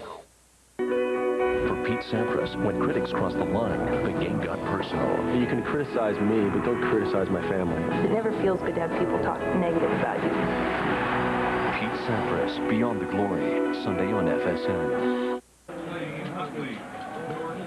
We're back. Timeout on the field. Northern Illinois has found the end zone twice, Tom Waddle, and they've done a pretty good job in the second half. Here's Horvath going up top for Garrett Wolf. Yeah, the best throw of the day from Phil Horvath, and Garrett Wolf with an outstanding route name. And then a little flea flicker. Marcus Perez, a true freshman, finding Dan Sheldon, and he rumbles his way to the end zone. Give him 6 and give Northern a 23-9 lead. 11:54 to go here in the 4th quarter of action in DeKalb, Illinois. This is as gorgeous a night as I remember.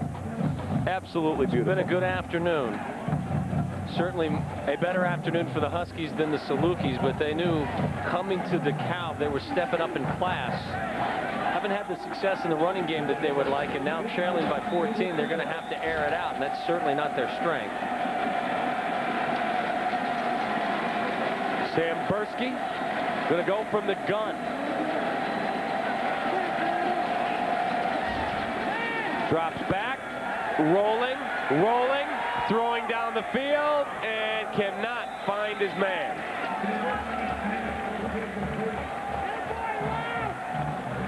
Northern's done a great job containing Brent Little. 1 reception on the day. Hasn't been much of a factor in the return game. And here, Rob Lee does a nice job sticking with Little. Pins him to the sideline. Sambursky really nowhere to throw the football. Good effort, but... Yep, Brent Little made a heck of an effort. But 3 yards out of bounds. 3rd and 14. Not a whole lot of plays you can call to try to convert this.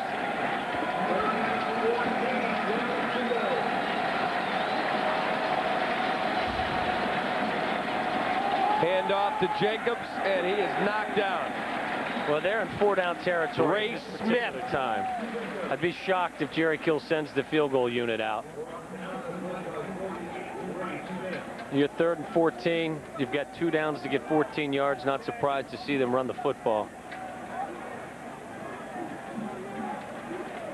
Tom, do you know the history of the Saluki dog? It's the Egyptian war dog, correct? That's correct. And the first and most well-known mascot was King Tut, who came to SIU in 1953, died in an automobile accident. He's buried in the stadium. I think Northern can bury Southern if they stop him here on 4th and 8. Sambursky under huge pressure gets it away. Finds his man, but will not get the first. Did he get the first down, Tom? He did get the first down. A great play by a veteran quarterback. Boy, I thought he just got knocked out of bounds, but he does pick up the first down. Terry Jackson. Northern brings the heat. Joel Sambursky does a nice job finding his receiver and converting the 4th and 8. They live to see another day. You see the pressure. Once again, the blitz comes, and Sambursky going to take it on the chin from 2 Huskies. Amazingly finds his receiver. Heavy pressure by a yard. They get it done, and there's the man who got them the first down, Terry Jackson. They can punch this in. This game is far from over. Over 10.5 minutes left to play. This would make it a 1-score game if Southern can find their way into the end zone and kick the extra point. 2nd and 3. So you have to give 15. Joel Sambursky a lot of credit today. He's taken some shots. He's been under fire all afternoon. Sambursky hands it off. And Terry Jackson, number 25, to the 10. Move the chains. It's another SIU first down.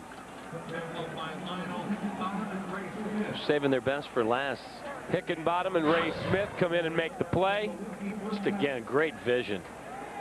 Little running backs finding space at the line of scrimmage. Huskies look a little tired right now.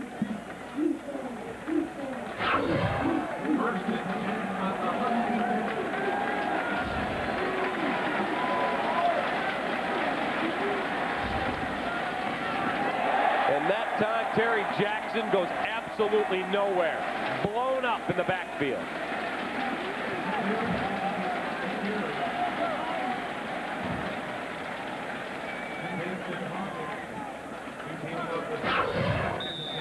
Really nowhere to run. Salukis gets stood up at the line of scrimmage.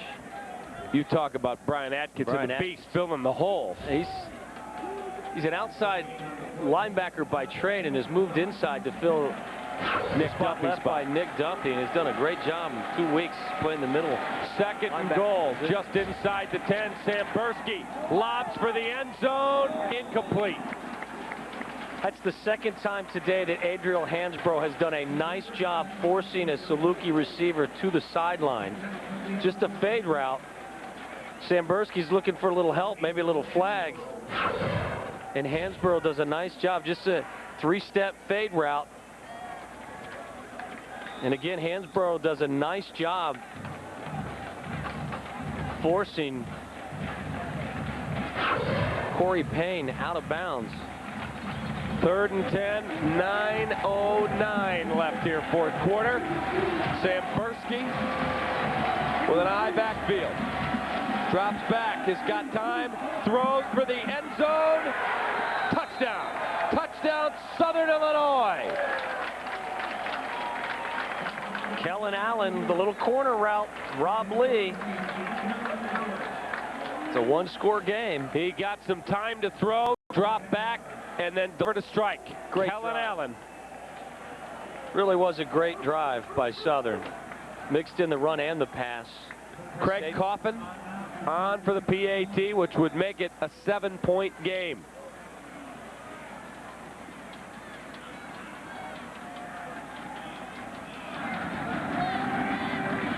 Snap kick is perfect. It's a 7-point game. Northern Illinois in a dogfight. Husky Dogs over Saluki Dogs. 23-16. 9:03 to go. Sambursky delivers the goods. SIU football is back for more in 2004. Take the short trip to DeKalb to catch head coach Joe Novak's Huskies as they make their bid for a Mid-American Conference championship. The Huskies' home schedule includes nationally televised games against Mid-American Conference rivals Bowling Green and Toledo. So come be a part of the excitement. NIU football tickets start at just $17. To order your Northern Illinois University football tickets, contact your nearest Ticketmaster outlet or go online at niuhuskies.com.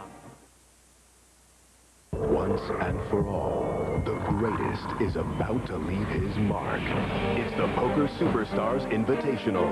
For the first time in history, the 8 greatest players gather to finally answer the question, who is the world's best poker player?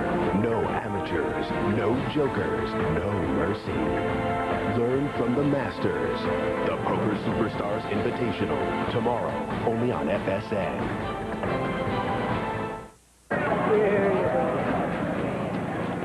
Welcome back to DeKalb, Illinois. You see the Husky dog, Victor E. Husky. And here's Sambursky looking for Victor E. Good throw, good route. They run the corner route to the wide side of the field, and Kellen Allen just gets Rob Lee turned around. Ball's nearly dropped thrown in the right spot, but Kellen Allen comes up with the catch. A great drive for Joel Sambursky. Converts a 4th down, a 12-play, 63-yard drive. Great mix of run and pass. And it's a 7-point game.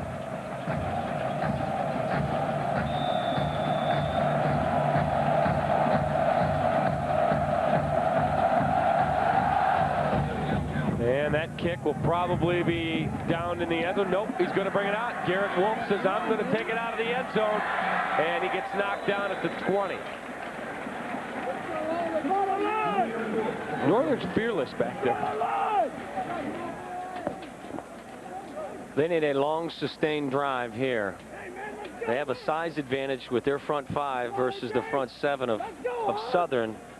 They've run the ball successfully most of the day. As you see, Garrett Wolf bringing this kick out of the end zone. He gets to about the 20.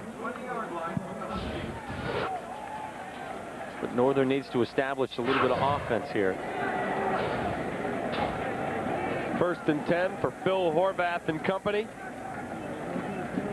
He's going to give it to A.J. Harris, and he'll pick up 3.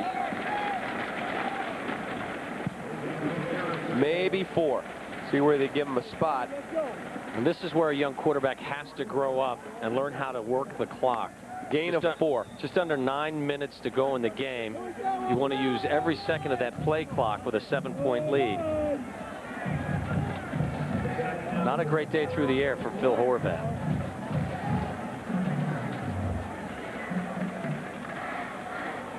Gives it again to A.J. Harris. And he moves the pile all the way out to the 28, maybe 29-yard line. We'll see where they spot this one. Nose of the football at the 29, which will bring up a 3rd, and we'll call it a long 1, Tom. I'd be shocked to see them put this in the hands of Phil Horvath. This has got to be a dive play or some sort of misdirection running play. Yep, you've got Cieslak now set up as a fullback. Give him a lead blocker for A.J. Harris. He'll be carrying the mail. A.J. Harris has it.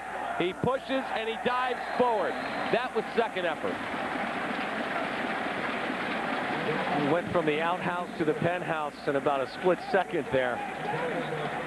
Southern once again with some pressure up the middle. Move the chains, a 1st down, and that's a guy who he ran into his own guy.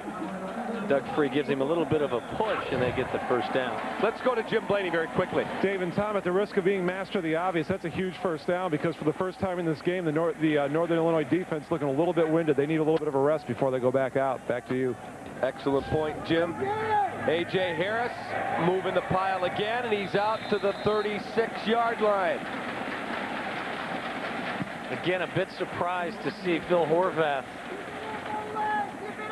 call this play with anything more than 10 seconds to go on the play clock. At this point, with 7 minutes to go, he'd like to bleed the clock a little bit.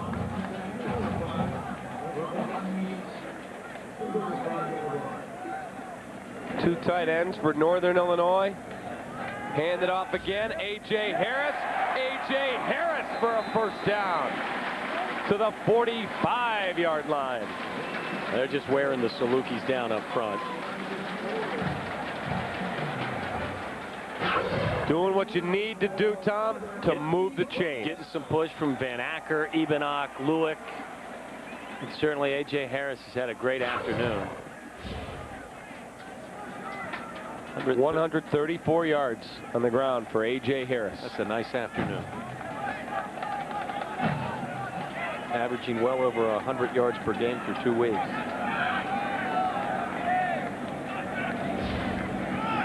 Again, A.J. Harris. A.J. Harris right near the 50-yard line. Picks up another chunk of 5, bringing up a second, and we'll call it a long 5 yards for the Northern Illinois offense. The clock will drip under 6 minutes. It's where you have to be mentally tough. Everybody's a bit fatigued. Jerry Kill's got to be very proud of his guys. They played very well today. Made a few mistakes. Certainly still in this ball game. Horvath will watch that play clock as it drips under 10. Try and maximize as much as he can between plays. Again, A.J. Harris, and this time he gets nothing.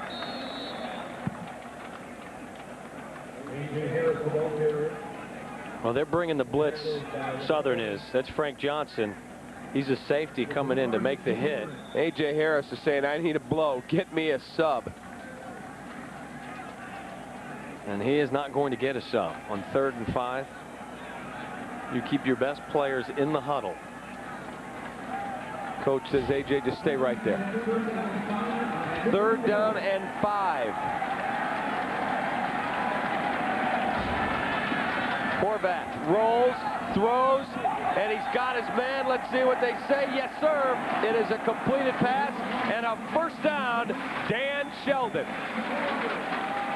There was a young man who wore number 82 for this program for 4 years that made a living on that sideline. There's Jim Phillips, the brand new athletic director.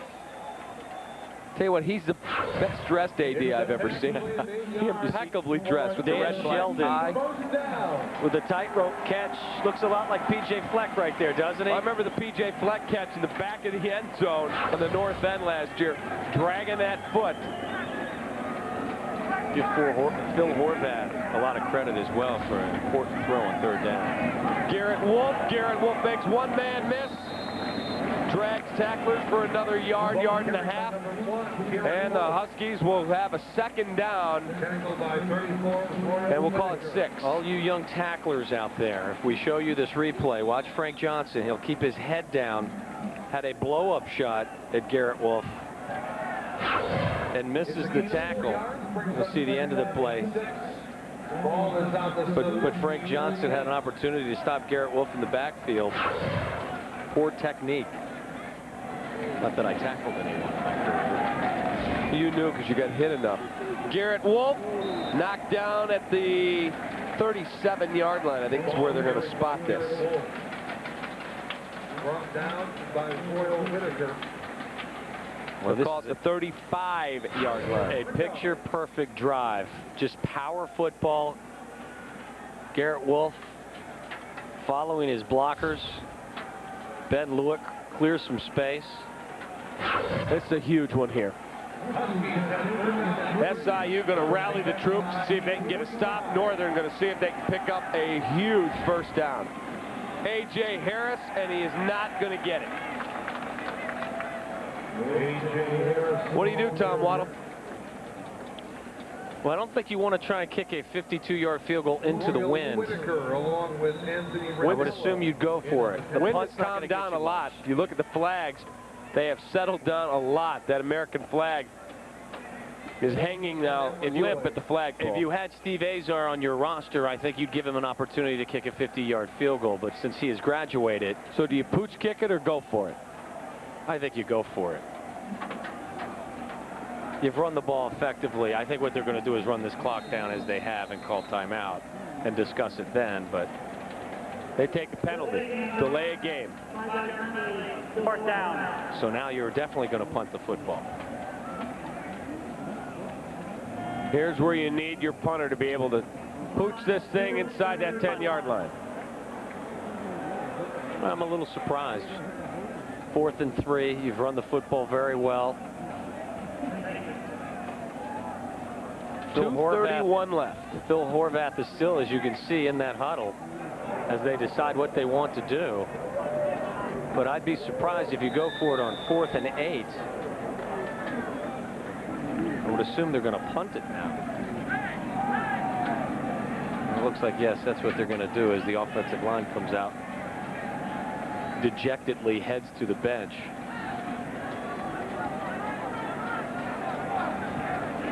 And that's what they'll do. Anthony Gallagher will see if he can pin SIU deep.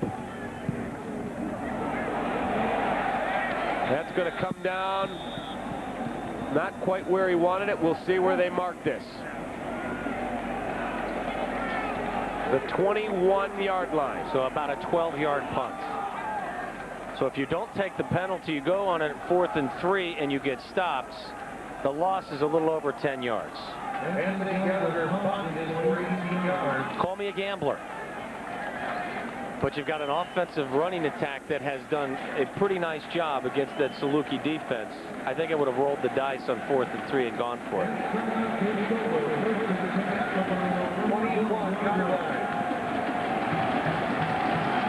Well, the Northern Illinois crowd rises as one. 2:23 left and just one timeout for the Salukis. Joel Sambursky hands it off to Archie Whitlock. Whitlock rumbling near the 35-yard line. They'll call it the 34. Well, he's an impressive little running back. He is tough. Great quickness, good vision.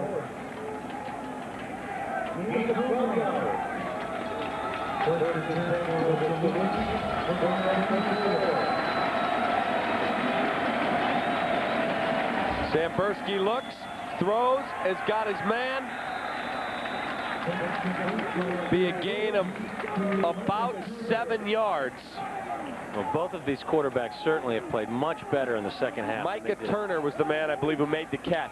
In the first half, both struggled. As you see, it's just a quick out, trying to get as much yardage as you can and then get out of bounds and save some time. Micah Turner knocked down by Jason Hawkins. 2nd and 2.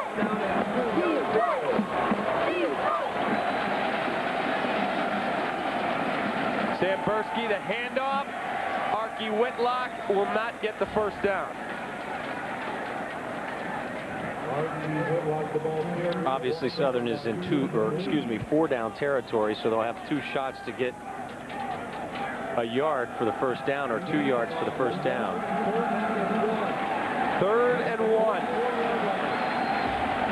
Sambursky gives it to Whitlock. And the chains will move. This is where the advantage goes to Southern when you have a veteran quarterback like Joel Sambursky, who has obviously been in this situation before, running a 2-minute offense. He's got those plays right on his wrist card. Whitlock, the single back set. Sambursky looks, throws, he's got his man. Inside the 30-yard line. Jason Hollingshed makes the catch. Just like the first half, you have the luxury of attacking the middle of the field with that timeout left, and Sambursky makes a great decision. Clock ticking, dripping inside 120.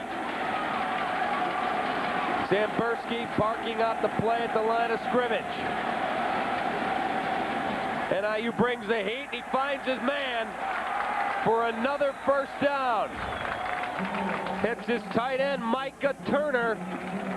The Northern Blitz flustered this Salukis passing attack earlier, but right now Joel Sambursky is making the most of his opportunities. Micah Turner with a good catch in traffic.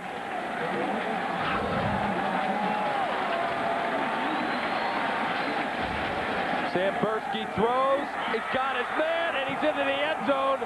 Give him 6.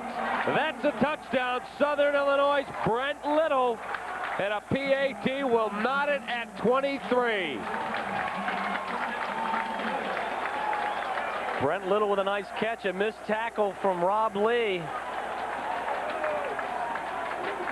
Northern's got a little under a minute left to go, though. You see Sambursky with another outstanding drive. Connects with his big play receiver, Brent Little, who breaks an arm tackle from Rob Lee and gets the Salukis to within a point of tying this game. SIU takes their final timeout. Could they be thinking two-point conversion, Tom Waddle? They may be thinking it, but I believe they'd come to their senses and kick the extra points. Again, as I said a minute ago, you have a veteran quarterback, you have an extra timeout, so you can attack the middle of the field, and he throws a very pinpoint accurate pass between Lionel Hickenbottom and Rob Lee, and finally Brent Little comes up with a big play.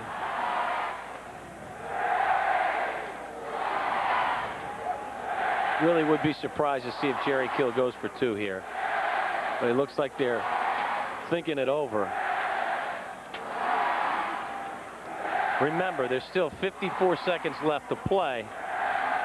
You do have an inexperienced quarterback, but you have a big play receiver in Dan Sheldon. You've got an excellent running back in A.J. Harris, so Northern still has an opportunity to score some points.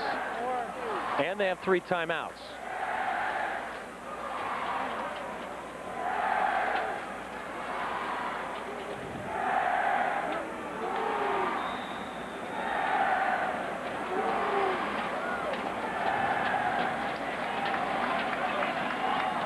Husky defense is set. Well, they're going to go for 2. Here they go. They're going for a victory. Gutty play. Whitlock and Jacobs. The eye. Sambursky rolls. He's pressured. Throws. And it's incomplete. They do not make the 2. Had a man open. Couldn't get it there. He had a man open. Chris Kupek was there. They did a nice job with execution, but once again, I have to question the decision to go for 2. We saw it a couple years ago here. Wake Forest went for 2. Didn't make it, lost by 1, and we're seeing it again here. You see Sambursky, just a little rollout. Kupek is wide open. The ball's a little bit underthrown. Good effort. Now watch Kupek. Let's see how close he comes. Oh, he just left his feet a little bit early. It hit him in the chest, and that pass should have been caught. That pass should have been caught, Tom Waddle. Little surprise still. Jerry Kill decided to go for 2. I know it's easy to look at it and say, well, it should have been an executed play and they should be ahead by 1 point. But obviously, as you saw, things don't always work out perfectly, and with 0 timeouts left, all they basically have to do is receive this kickoff, which will be an onside kick, and then just kneel on it twice, and Northern goes away with their first win of the season. But Coach Kill is going to sit at home tonight. Well, I know what's going through his mind. We got to make that play. We're a Division I AA team. We're stepping up. We're on the road. We're going to try to make something happen, but onside kick. That football's loose, and I'll tell you what, there was a violent hit. Rob Lee got blown up, but the Huskies recover, and they're going to win the football game. James Smith dislodged a helmet and a football. A heads-up play by Northern. Watch Jason Smith put a lick on Rob Lee. Unbelievable. Our cameraman thought that was the football. I don't blame him. For a minute, so did I. Tell you what, Rob Lee has taken a beating today. What a difficult loss for Southern Illinois. And that's going to do it. Northern Illinois will have to fall on it one more time. A win is a win is a win. And I know what Joe Novak is thinking right now. I have to get through as many of these games as I can with my young sophomore quarterback who is not as experienced as Josh Haldy. Hopefully Haldy can get healthy and this offense will get back on track. But at this time, you take a win any way you can get it. And that's it. He'll hand it to the official. Clock runs out. Tough loss for Southern Illinois. Good win, Northern Illinois. The Civil War goes to the north. The final score, NIU 23, SIU 22. You know there's some SIU alums around the state like Judy Pilak, John Williams that are not real happy. Well, obviously it came down to this, a two-point conversion. Southern does a great job driving it the length of the field, coming within a point instead of kicking the extra point and going for the tie. As you see the two coaches talking right there, Jerry Kill decided to go for the win, and unfortunately for him, it doesn't work out. But I'm sure Joe Novak is telling him, hey, listen, you guys played very hard. You all have nothing to be ashamed of. And the Salukis are going to be an excellent football team, and I don't believe they will lose their #1 ranking in the Division I AA. Here's one more look at the key play of the ball game. They go for two for the win. Chris Kupak is open. He's wide open in the back of the end zone. There's the throw. It hits him in the chest and bounds away, and Northern Illinois lives with a victory. He certainly dodged a bullet there. That is going to do it for us. For my partners, Tom Watt, Jim Blaney, and our great Fox Sports Net crew, DT, and my man Bob Albrecht. So long from DeKalb. I'm David Kaplan. The final score, NIU 23, SIU 22. You've been watching Husky football on Fox Sports Net. See ya.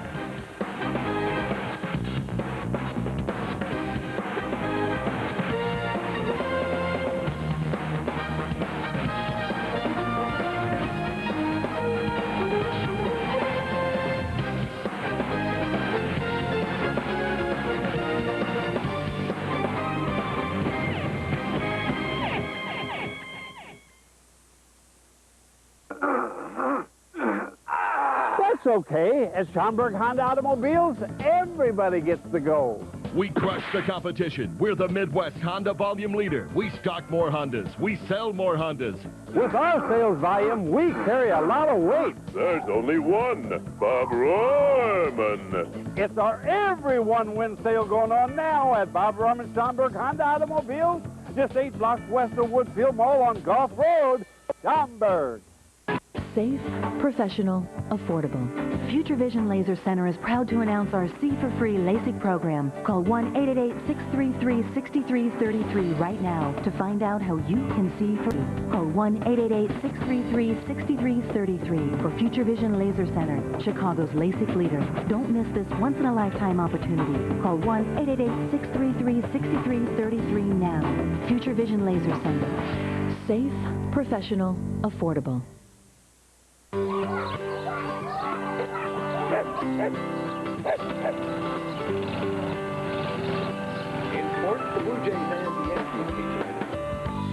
Can you tell who has the lowest mortgage rate in your neighborhood? If any of them use the honest people at a guaranteed rate, you might. They'll beat any lender's rate or pay you $250. It's that simple. For the lowest mortgage rate guaranteed, call us at 866-934-RATE. Guaranteed rate. Lowest rate guaranteed. 90s. Durable, he played 16 years in the rugged NFL.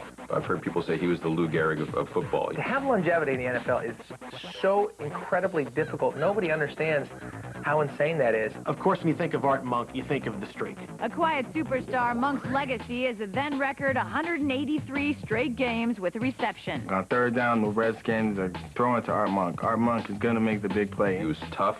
He was strong. He always played, and he always caught. I've seen that guy, I mean, get crushed, smashed, land on his head. So many things happened to him. He always got up. Monk retired with 940 career receptions, then second on the all-time list.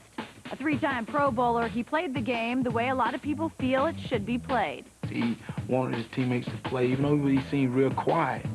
But Art would go over and tell his team to get it up. I think that every young receiver out in the game right now has to look at tape of Art Monk and study how it's done. The Skins may have won Super Bowls with 3 different quarterbacks, but the one thing they had in common, Art Monk. The Sports List gets its freak on when we continue counting down the top 10 wide receivers of all time after this. Everything screams run. We'll see if they pass, and they do, and it's Sept. You think he loves it? Warren Sept for the touchdown. and the pogo stick. I mean, is that all he's got? All access pass to everything that is NASCAR. Serious points, Duke it out. Totally NASCAR. Weeknight on FS.